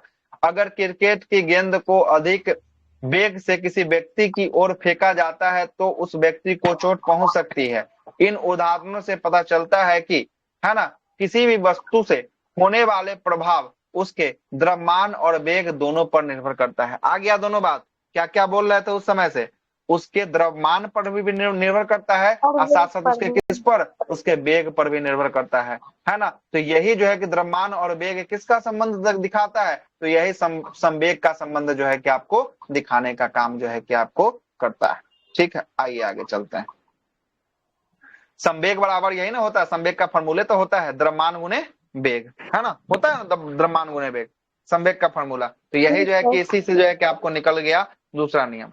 संवेग के बारे में क्या लिखा है जरा देखिए आप। संवेग के बारे में, किसी भी पिंड के वेग और द्रव्यमान के गुणनफल को ही संवेग कहलाता है। यह एक कैसी राशि है संवेग, सदिश है कि अदिश, सदिश राशि, सदिश राशि है जिसे पी से जो है कि व्यक्त किया जाता है। और इसका मात्रक की बात करेंगे, मात्रक क्या होता है संवेग का, किलोग्राम मीटर पर सेकेंड होता है। क्या होता है, किलोग्राम मीटर पर सेकेंड जो है किसका होता है, संवेग का, है ना। यदि दो पिंडों M1 और M2 का वेग एक समान हो तो भारी जो है कि पिंड का जो है कि आपको भारी पिंड का संवेग क्या होगा, भारी पिंड का संवेग जो है कि आपको अधिक होगा, है ना। अगर किसी वस्तु पर लगाए गए बल उस वस्तु के द्रव्यमान और उस वस्तु के बल की दिशा में उत्पन्न त्वरण के गुणनफल को क्या कहते हैं, गुणनफल के ये क्या होता है, समानुपाती जो है कि आपको होता है। फिर से, किसी वस्तु पर लगाया गया बल उस वस्तु के द्रव्यमान और उस वस्तु के बल की दिशा में उत्पन्न त्वरण के क्या होता है, त्वरण के गुणनफल के समानुपाती जो है कि आपको होता है ना। ये संवेग बोल रहा है। यदि किसी वस्तु पर लगाया गया बल F है और वस्तु का द्रव्यमान क्या है, M है, तो उत्पन्न जो है कि त्वरण क्या होगा, तो F इक्वल टू ma जो है कि आपको होता है ना। और इसी से जो है कि आपको पूछता है कि जो है कि आपका बल का परिभाषा, बल का व्यंजक यही हुआ F बराबर ma। तो बल का व्यंजक किस गति के नियम से प्राप्त होता है, दूसरा, अभी किसका पढ़ रहे हैं, दूसरा गति का नियम जो है कि पढ़ रहे हैं। दूसरा गति के नियम से बल का जो है कि आपको व्यंजक जो है कि आपको प्राप्त होता है। तो ये ना बल का व्यंजक क्या हुआ, बल बराबर होगा द्रव्यमान गुने क्या, द्रव्यमान गुने जो है कि आपको त्वरण जो है कि आपको हो गया। तो बल का व्यंजक दूसरे गति के नियम से जो है कि आपको प्राप्त हो गया है। अब आते हैं कौन सा, पहला खत्म, दूसरा खत्म, अब तीसरा न्यूटन के द्वितीय गति का नियम का स्पष्टीकरण। अच्छा अभी बचा हुआ है, थोड़ा सा स्पष्टीकरण क्या दे रहा है, सुनिएगा स्पष्टीकरण क्या दिया है। जब किसी वस्तु पर कोई बाह्य बल लगाया जाता है तो उसमें त्वरण उत्पन्न हो जाता है और यह त्वरण आरोपित बल के किसके अनुक्रमानुपाती जो है कि आपको होता है। ये दूसरे नियम का स्पष्टीकरण बोल रहा है। मतलब जैसे जैसे किसी वस्तु की, है ना, किसी वस्तु पर लगने वाला बल बढ़ता है वैसे वैसे वस्तु का त्वरण भी क्या होता है, वैसे वैसे वस्तु में त्वरण भी उसे कहते हैं। देखिए फिर से, मतलब जैसे जैसे किसी वस्तु पर लगने वाला बल बढ़ता है वैसे वैसे वस्तु का त्वरण भी जो है कि आपको कहते हैं, है ना। और इस प्रकार जैसे जैसे किसी वस्तु पर द्रव्यमान बढ़ता है वस्तु का जो है कि आपको क्या होता है, त्वरण जो है कि आपको कम होता है। द्रव्यमान बढ़ेगा तो त्वरण कम हो जाएगा। आगे देखिएगा, उदाहरण के लिए गेंद पकड़ते समय खिलाड़ी अपने हाथों को कहाँ, पीछे की ओर जो है कि आपको खींच लेते हैं, क्या है कि क्या हो, तो त्वरण जो है कि इसका बढ़ जाएगा थोड़ा सा, जिसके कारण जो है कि चोट न लगेगा, है ना।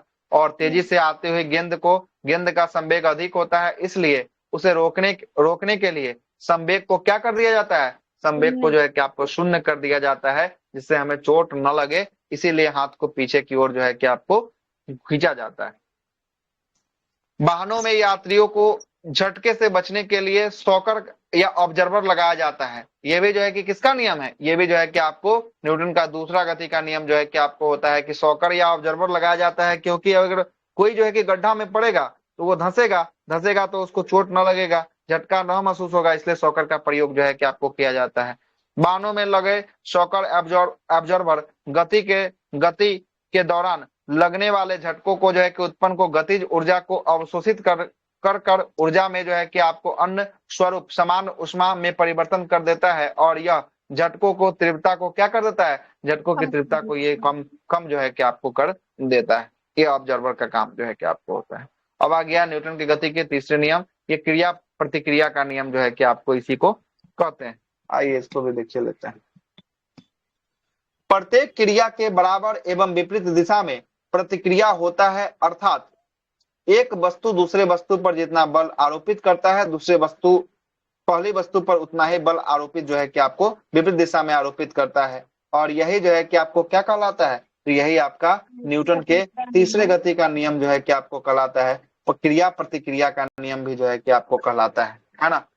चलिएगा, बंदूक से गोली जो है कि आपको छूटने के बाद बंदूक पकड़ने वाले व्यक्ति को पीछे की ओर जो है कि आपको झटका लगता है, और जो है कि बंदूक की गोली कहाँ चलती है, बंदूक की गोली आगे की ओर झटका लगता है, पीछे की ओर मतलब कि जो है कि आपको क्रिया प्रतिक्रिया का नियम यहाँ पर आ रहा है ना। चप्पू चलाने वाले नाव, चप्पू देखिएगा तो ये नाव हो गया, नाव का चप्पू का मतलब हो गया खेवने वाला, ना डंडा होता है खेवने वाला, उसी के बारे में बोल रहा है ना। तो चप्पू चलाने वाले नाव को जो है कि आपको आगे बढ़ना, जब चप्पू चलाते हैं तो जो है कि पानी को हम लोग पीछे धकेलते हैं, तो नाव हमारा कहाँ जाता है, नाव हमारा आगे जाता है। ये भी जो है कि आपको तीसरा का नियम हो गया। रॉकेट एवं वायुयान की गति, तो रॉकेट जब उड़ता है तो देखिएगा, रॉकेट जब उड़ता है ना तो उतना धुआं जो है कि नीचे की ओर भी आपको क्या करता है, विस्थापित करता है। तो धुआं नीचे की ओर विस्थापित करता है तो ये ऊपर की ओर प्रेशर लगता है, तो इसे क्या हो जाता है, उड़ जो है कि आपको जाता है ना। तो ये भी जो है कि आपको क्या हुआ, तीसरे गति का एग्जाम्पल जो है कि आपको हो गया। अगला देखिएगा, जब कोई व्यक्ति नाव से उतरता है तो नाव का कहा, नाव को जो है कि आपको पीछे की ओर आगे जो है कि आदमी सिरक जाता है, आगे की तरफ आता है, और नाव जो है कि पीछे की ओर चला जाता है। ये भी किसका एग्जाम्पल है, ये भी तीसरे गति का नियम का एग्जाम्पल जो है कि आपको होने वाला है। इसी को ही क्या कहते हैं, न्यूटन के प्रथम गति को ही जो, हाँ तैरना को भी देखिएगा तो पानी को हम लोग क्या करते हैं, पीछे धकेलते हैं तभी आगे जाते हैं, है कि नहीं।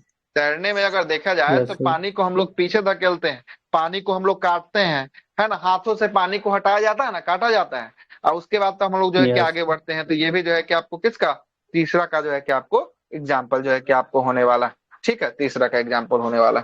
न्यूटन का प्रथम गति को ही गति या विराम का जो है कि आपको क्या करता है, ये विरोध जो है कि आपको करता है। न्यूटन के प्रथम नियम गति का या विराम का क्या करता है, विरोध करता है। दूसरा नियम क्या करता है, चोट को कम और अधिक जो है कि आपको लगना, ये किसका नियम है, तो ये जो है कि आपको नियम है न्यूटन के गति का दूसरा नियम है। और तीसरा जो है कि एक्शन एंड रिएक्शन का नियम जो है कि किसका है, तीसरा जो है कि एक्शन एंड रिएक्शन का नियम जो है कि आपको होता है ना। न्यूटन के प्रथम नियम से हमें बल की क्या मिलती है, बल की परिभाषा जो है कि हमें प्राप्त होती है। और न्यूटन के गति के दूसरे नियम से हमें क्या मिलता है, बल का सूत्र या बल का व्यंजक जो है कि आपको प्राप्त होता है। अगर वही पूछ दे कि बल की प्रकृति, कैमे नियम से, बल की प्रकृति तीसरे नियम से जो है कि आपको बल की प्रकृति जो है कि हमें प्राप्त होती है, न्यूटन के तीसरे नियम से जो है कि आपको प्राप्त होती, ठीक है। ये तीन नियम जो है कि आपको न्यूटन साहब के द्वारा दिया गया था। अब क्या आ गया, अब आ गया डिस्टेंस हो गया, और जो है कि आपको विस्थापन डिस्प्लेसमेंट जो है कि आपको हो गया। आइए दूरी और विस्थापन को जरा देख लेते हैं एक बार, क्या बोल रहा है, एक मिनट।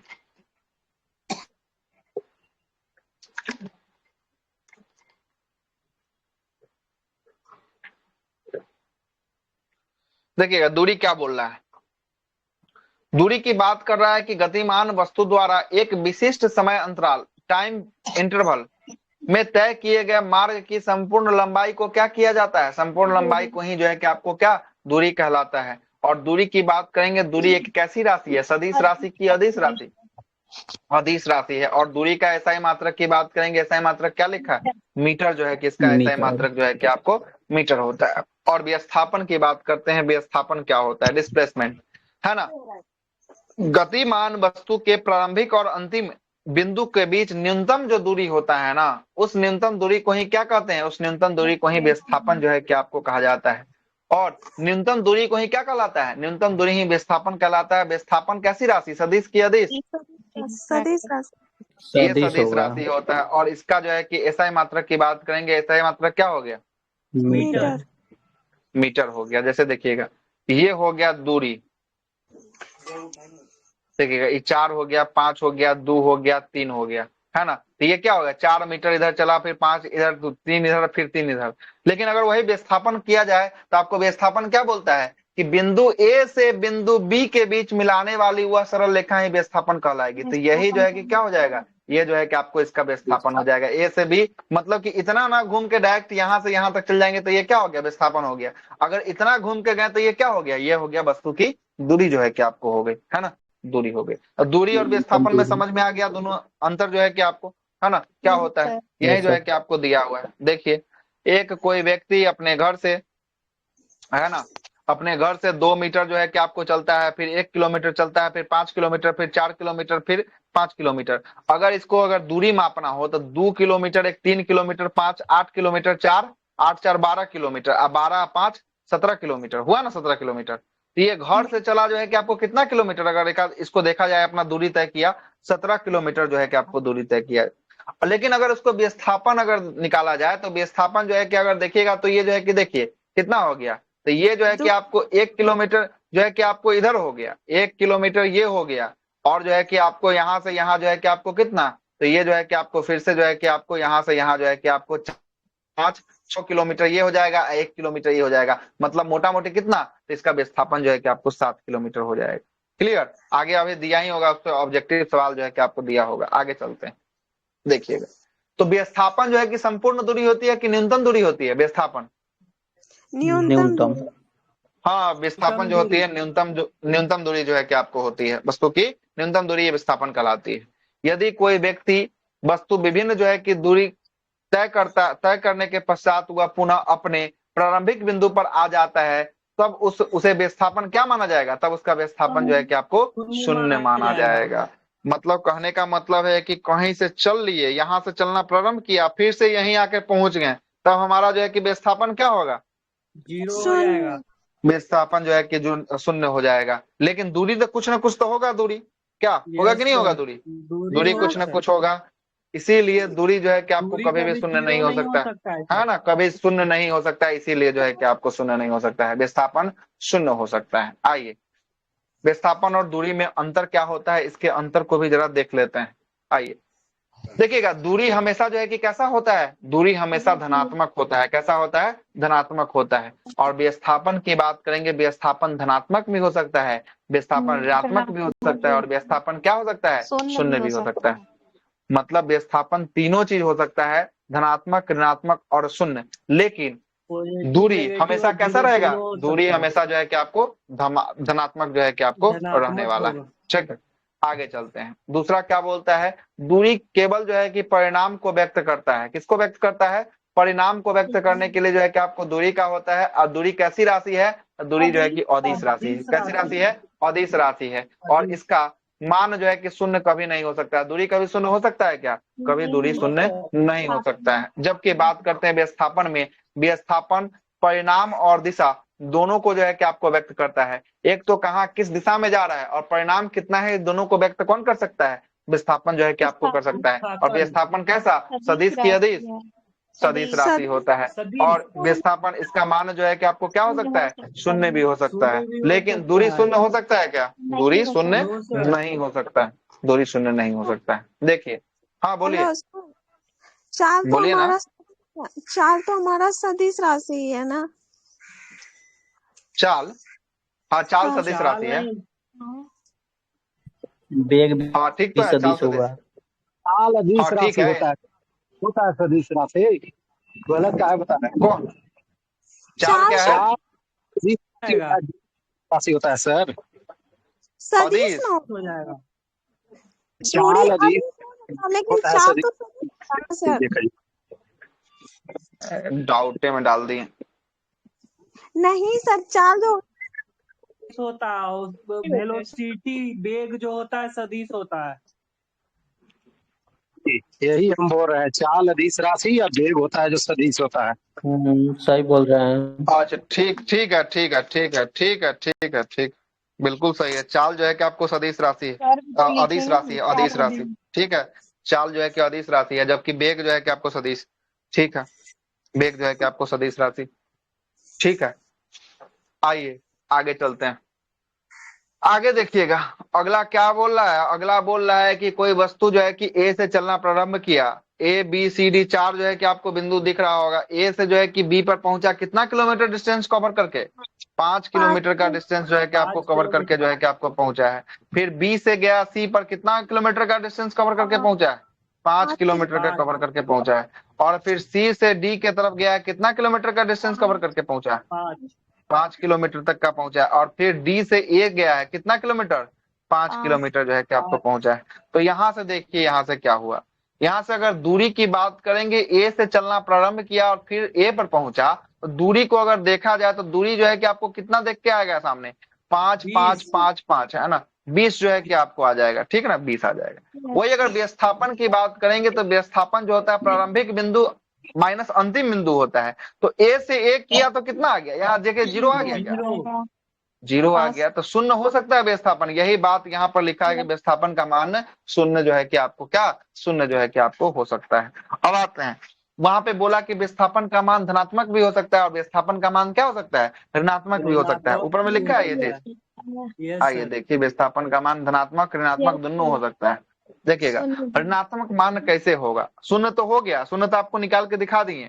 अब आते हैं धनात्मक निकालते हैं और ऋणात्मक निकालते हैं कि ऋणात्मक कैसे धनात्मक कैसे। ठीक है, अब आइए अब देखिएगा ऋणात्मक मान की बात करते हैं। ऋणात्मक मान देखिएगा, ये बिंदु है, जो बिंदु आपको दिख रहा होगा ए, दिख रहा है यहाँ पर ए, और यहाँ जो बिंदु है ये दिख रहा होगा बी, दिख रहा है? Yes sir.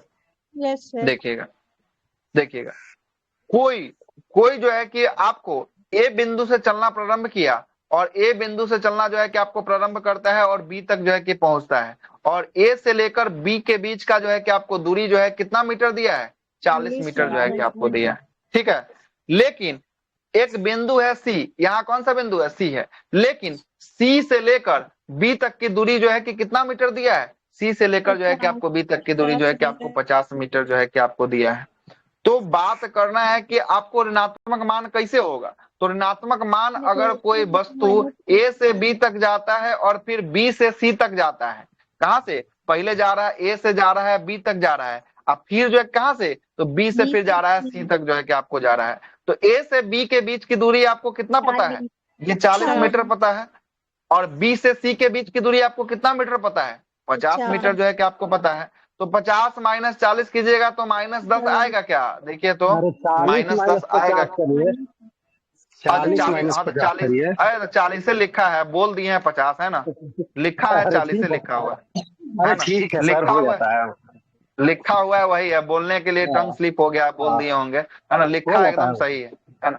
चलिए, तो ये कितना निकल के आ गया? तो ये निकल कर आ गया माइनस जो है कि आपको 10 आ गया। और जैसे ही माइनस में आ गया जो है कि आपको क्या देख रहा है? आपको ऋणात्मक की धनात्मक? ऋणात्मक जो है कि आपको, तो विस्थापन आपका एक ऋणात्मक मान आपको निकल कर चला आया। एक 0 तो आपको दिखाई दिए। अब आते हैं धनात्मक मान की तरफ आते हैं। धनात्मक मान को देखिएगा, जैसे एक बिंदु है ए, दूसरा है बी और तीसरा बिंदु है सी, है ना। दूसरा बिंदु क्या है? तीसरा बिंदु जो है कि आपको सी है। कोई व्यक्ति जो है, कोई वस्तु ए से जाता है बी तक जाता है और ए से बी का बीच का डिस्टेंस देखिए कितना मीटर दिया है? 10 मीटर दिया है। अब फिर बी से कोई वस्तु जो है कि आपको सी तक जाता है, उसमें भी कितना मीटर का डिस्टेंस है? 10 मीटर का जो है कि आपको डिस्टेंस है ना। तो 10 मीटर का है तो देखिएगा यहाँ पर ए बी को जोड़ता है, फिर बी सी से जो है कि आपको जोड़ता है। 10 मीटर ये और 10 मीटर ये, कितना मीटर? 20 मीटर हो गया। तो 20 मीटर जैसा ही हो गया तो ये कैसा मान हो गया? धनात्मक हुआ कि ऋणात्मक मान हुआ? धनात्मक जो है कि आपको मान जो है कि आपको हो गया। तो यहाँ से तीनों आपका क्लियर हो गया कि विस्थापन धनात्मक भी हो सकती है, विस्थापन ऋणात्मक भी हो सकती है, और विस्थापन जो है कि आपको शून्य भी हो सकती है ना, शून्य भी हो सकती है। धनात्मक मान की बात करेंगे तो यहाँ पर एक बात को और याद रखिएगा, धनात्मक मान तभी होगा जब एक दिशा में जो है कि जाएगा तभी धनात्मक हो सकता है। भिन्न भिन्न दिशाओं में जाएगा तो फिर धनात्मक नहीं होगा, इस बात को याद रखिएगा। अलग अलग दिशाओं में अगर जाएगा तो मान कैसा होगा? मान ऋणात्मक होगा। और एक दिशा में अगर जाएगा तो मान कैसा होगा? मान धनात्मक होगा। ऊपर में देखिए तो ऊपर में यही ना हुआ था, अलग अलग दिशा में ए से जा रहे थे बी के तरफ, अब बी वाला जा रहा था किसके तरफ? बी वाला जा रहा था सी के तरफ जा रहा था। मतलब ए से बी गया और यहाँ से कोई वस्तु ये सी के तरफ गया, तो दोनों अलग अलग दिशा में जा रहा था ना। लेकिन यहाँ पर देखिएगा दोनों एक ही दिशा में जो है कि आपको आगे जा रहा है, इसलिए एक दिशा में जाएगा तो मान धनात्मक और अलग अलग दिशा में जाएगा तो मान कैसा, मान जो है कि आपको ऋणात्मक जो सर है कि एक आपको चीज हो। और बोल सकते हैं ना सर इसमें? हाँ बोलिए। सर कि मतलब ये विस्थापन और दूरी मतलब एक मतलब दिशा में जाएगा तो दोनों बराबर हो जाएगा, सीधा दम चलेगा हाँ तब। हाँ, तो सीधा जो है कि चलिएगा तो उतना ही जो है कि आपको रहेगा, है ना। तो धनात्मक मान जो है कि आपको हो जाएगा। तो विस्थापन तो जो है कि न्यूनतम दूरी न कर रहा है ना, न्यूनतम दूरी कर रहा है ना। ऐसे एक सीधा मार्ग में जो है कि जाइए, आपका कहना है कि ए से कोई बिंदु बी तक गया है ना, ए जो है कि आपको यहाँ है और बी जो है कि आपको यहाँ है, और दोनों का बीच का डिस्टेंस जो है कि आपको 50 मीटर, यही आपका कहना है। इसका दूरी भी 50 है तो विस्थापन भी इसका 50 होगा, है वही ना, बोल रहे हैं 50 सर, होगा। जैसे एक जब दिशा में तक ये जाएगा ना नहीं मुड़ेगा, सीधा। हाँ एक दिशा में जाएगा तो दोनों जो है कि बराबर हो जाएगा। जब तक अब फिर ये अगर मुड़ गया, ये मुड़ के कहीं सी बिंदु तक ये गया, और सी बिंदु तक तब चलने में अलग 40 अलग मीटर दोनों हो ट्रेवल किया, जाएगा, और तब जो है कि ए से सी को 90 फिर हो माप जाएगा लेंगे, फिर और तब ये जो हो है कि जाएगा आपको हो जाएगा। विस्थापन।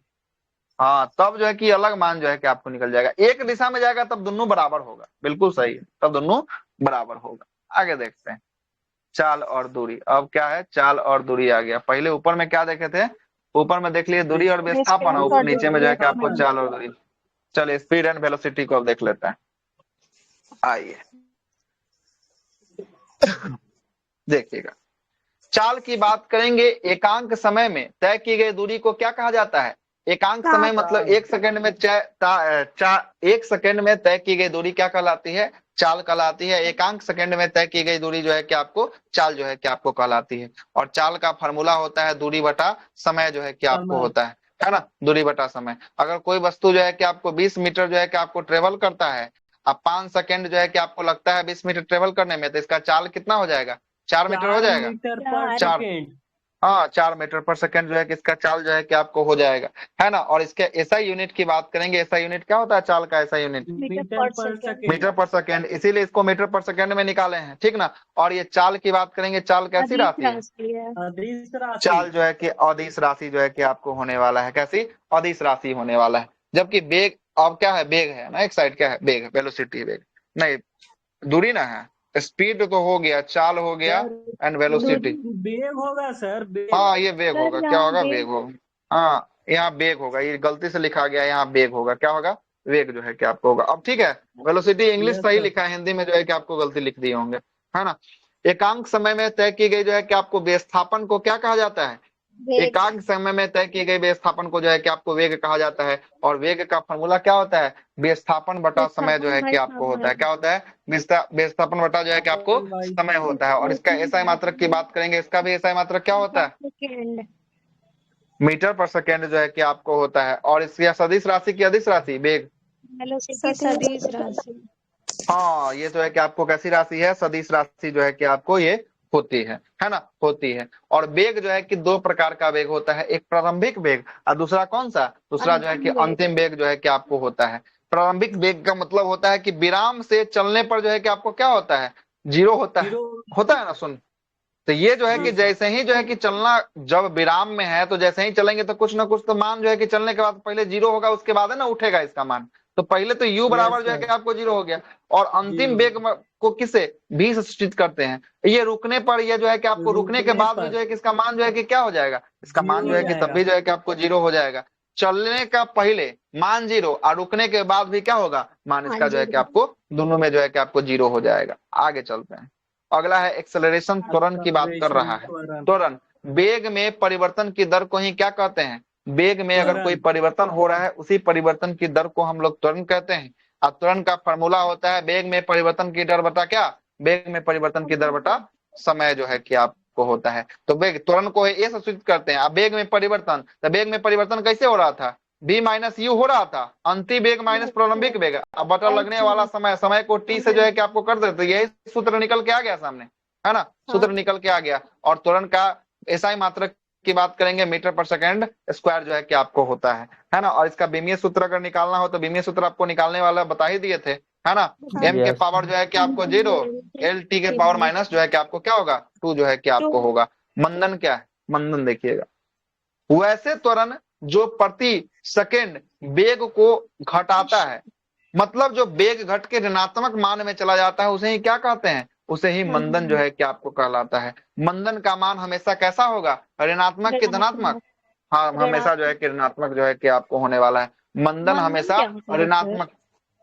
अच्छा यही ना, देखिए वैसे त्वरण जो प्रति सेकेंड में वेग को घटाता है, मतलब वेग पहले जो है कि आपको 20 मीटर पर सेकेंड था, है ना, अब वेग जो है कि आपको 15 मीटर पर सेकेंड हो गया, अब जो है कि वेग जो है कि 12 मीटर पर सेकेंड हो गया। तो ये जो वेग घटा रहा है ना, 20 से 15 या फिर 15 से 12 या प्रति सेकेंड में जो घटा रहा है, उसे घटाने को ही क्या कहते हैं, मंदन कहा जाता है। अब मंदन हमेशा कैसा, मंदन हमेशा ऋणात्मक, मतलब कि कम कर रहा है, जो भी है उसको क्या कर रहा है, डिक्रीज कर रहा है, कम कर रहा है ना। तो हमेशा कैसा होता है, ऋणात्मक जो है कि आपको होता है ना, ऋणात्मक होता है ना। और उसी को जो है कि आपको दिया है किलोमीटर पर आवर में दिया होगा, तो मीटर पर सेकंड में बनाने के लिए कितना, 5/18 से गुना करना है। अगर मीटर पर सेकंड दिया है, किलोमीटर बनाना है तो किसे 18/5 से जो है कि आपको गुना करना है ना। ये तो जो है कि आपको मैथ में पढ़ना है तो आपको दिखाई देता है। आगे इसी पर एक सवाल दिया हुआ है, एक कार की चाल 5 सेकेंड में 42 मीटर पर सेकेंड से बढ़कर 77 मीटर पर सेकेंड हो जाती है, तो तुरंत ज्ञात कीजिए। यही ना क्वेश्चन दिया हुआ है, एक कार की चाल है कितना सेकेंड, क्या हुआ ऊपर में, नहीं समझ में आया क्या?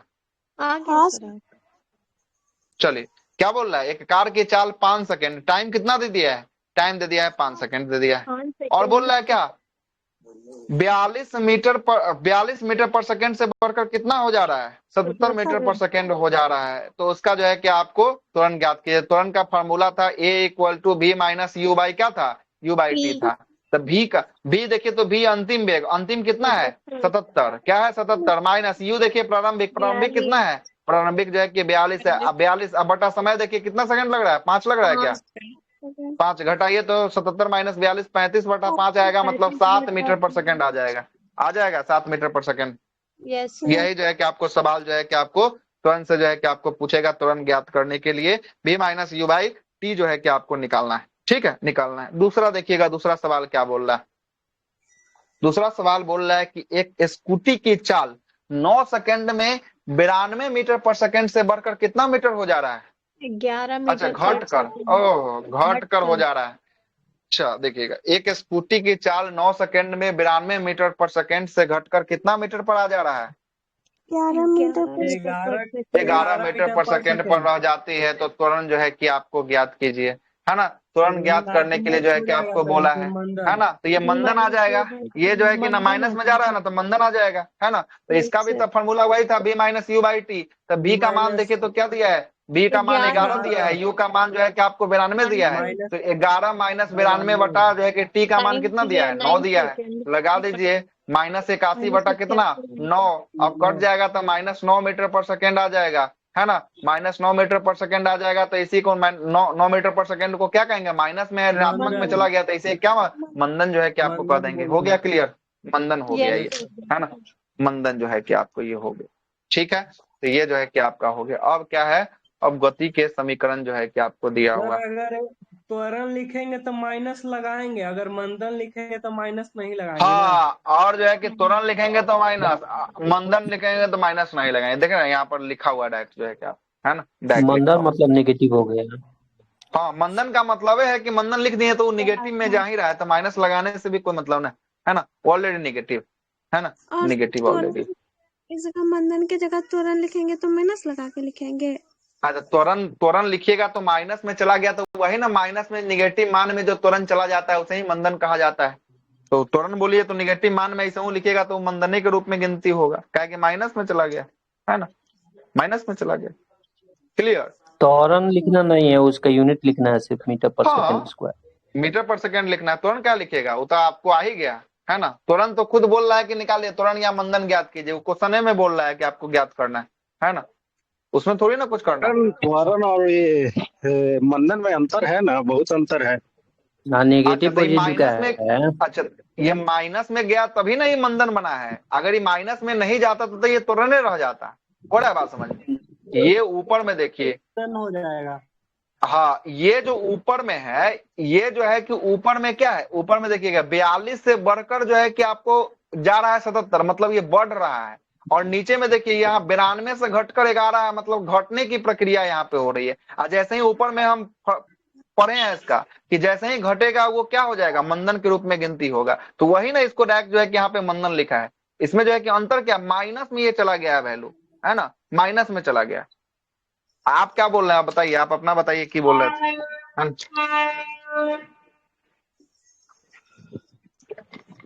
नहीं बोलना है, सही है, करिए ना, है ना। नहीं वही चीज यहाँ लिखा है, यहाँ देखिए ना, मंदन यहाँ पर है ना, देखिए पढ़ लीजिए, इसको भी पढ़ लीजिए एक बार और, है ना, वही चीज यहाँ लिखा है मंदन में, देखिए ना, वही चीज सेम चीज यहाँ भी लिख दिया है, इसीलिए पहले लिखे हुए हैं मंदन में, यही लिखे हैं पहले कि जब वैसे त्वरण जो प्रति सेकंड वेग को घटाता है, वही ना वेग को घटा रहा है, जहां जो है कि 92 से चल के जो है कि अगर 10 आ रहा है तो प्रति सेकंड कुछ ना कुछ घट रहा है, आप दोनों के बीच में बोल रहा है कि 9 जो है कि आपको सेकंड का समय लगता है, तो कुछ ना कुछ घटते हुए 9 सेकंड में ये 92 से कहां तक आ गया, 10 तक आ गया। तो वैसे ही जो है कि घटता है तो उसे ही क्या कहते हैं, उसे ही मंदन कहते हैं। और मंदन हमेशा जो है कि मान कैसा होता है, यहाँ भी लिखा है साफ साफ, निगेटिव होता है, ऋणात्मक होता है, इसमें कहने वाली कोई बातें नहीं, है ना। समझ आ गया आगे सर। चलते हैं। अब जो है कि यहाँ से क्या है, गति का समीकरण जो है कि आपको होने वाला है, गति का समीकरण। चलिए इसको भी देख लेते हैं।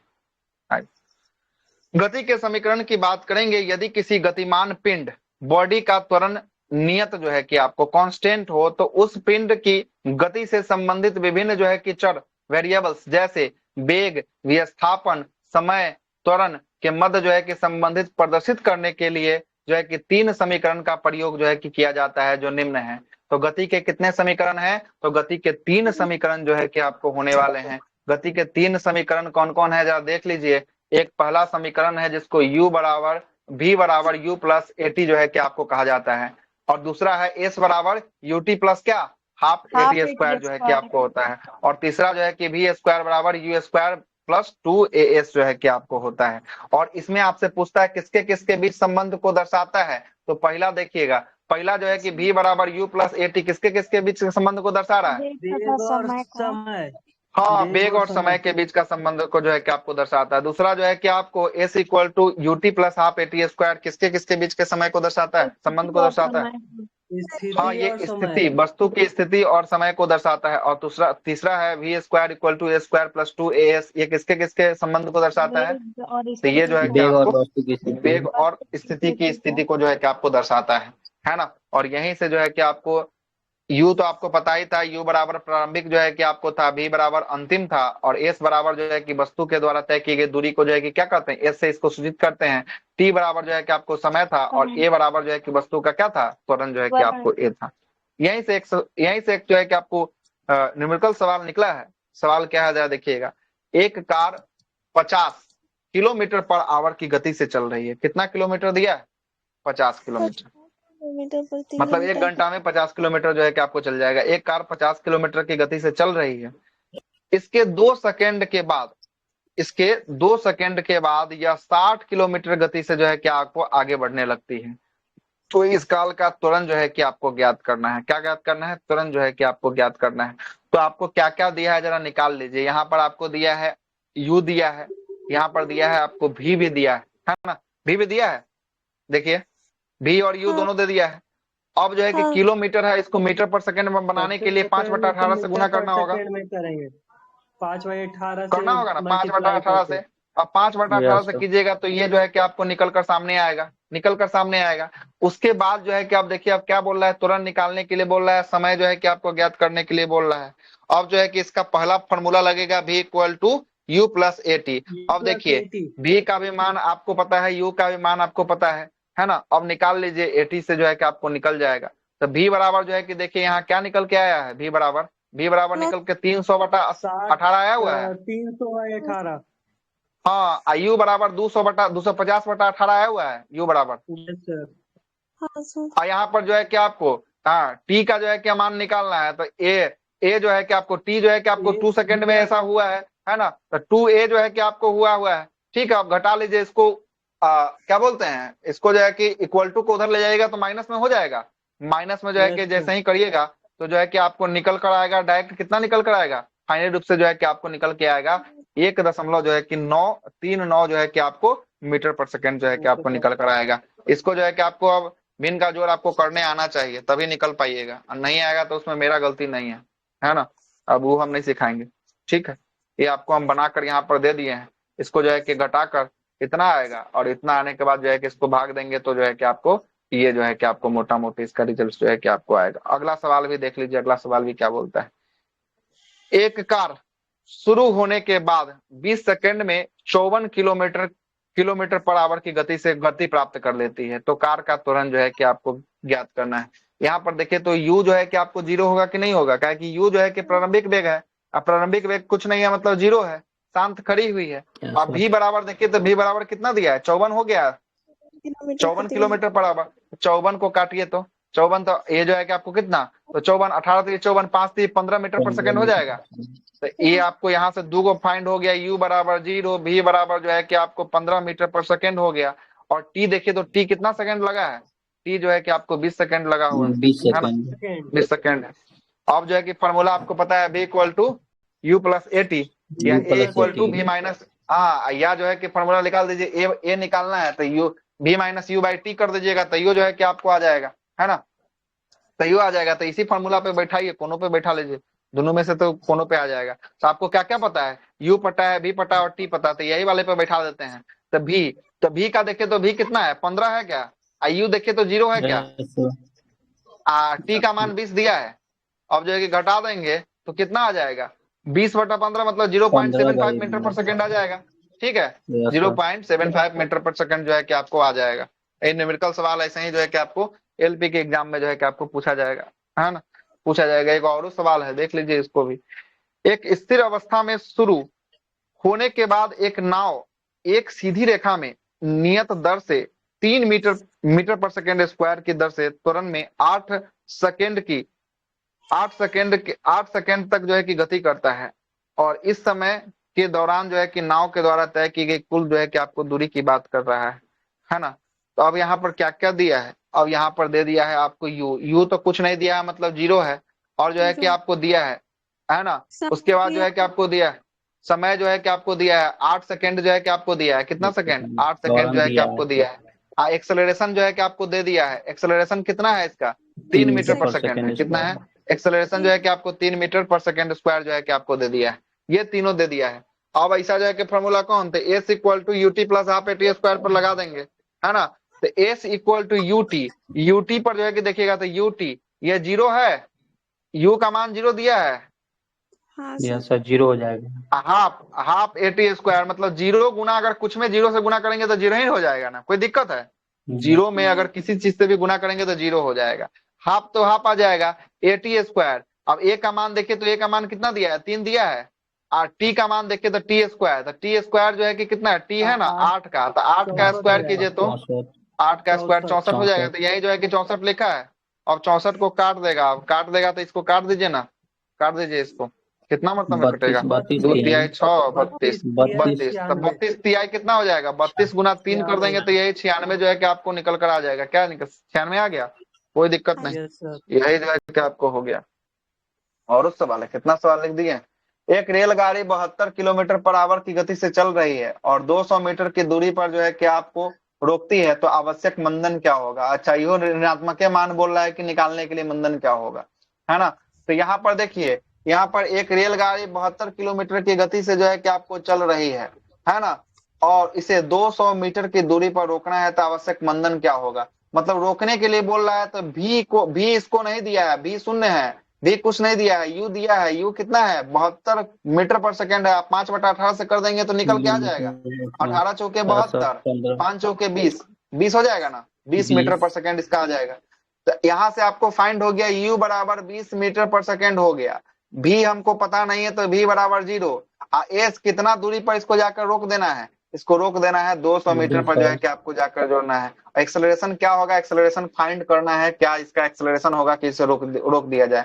इसका सूत्र था कि आपको v स्क्वायर बराबर u square by e square plus 2s, है ना। तो v का मान था 0 इक्वल टू 0 करेंगे तो कितना भी करेंगे तो 0 ही रहेगा, है ना।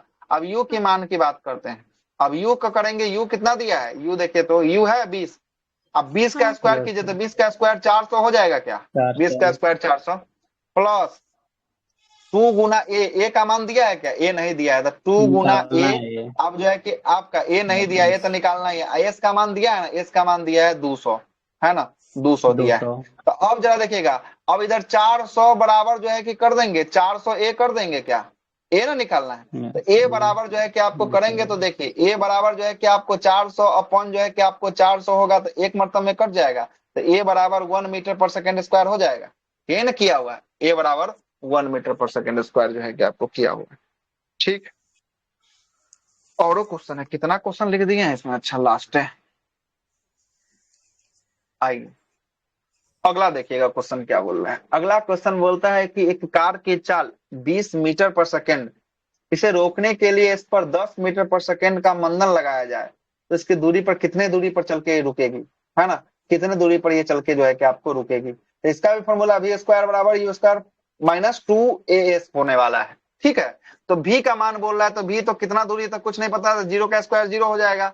u का दिया है तो u 20 का स्क्वायर 400 हो जाएगा, गुने 2 गुने 10 गुने s। और 10 देखिए 10 जो है कि आपको दिया है, इसमें जो है कि आपको दूरी जो है कि आपको 20 मीटर से कितना कर दिया, 10 मीटर जो है कि आपको कर दिया। 10 मीटर एस हमको पता नहीं, एस तो निकालना ही है हमको, है ना, एस निकालना ही है।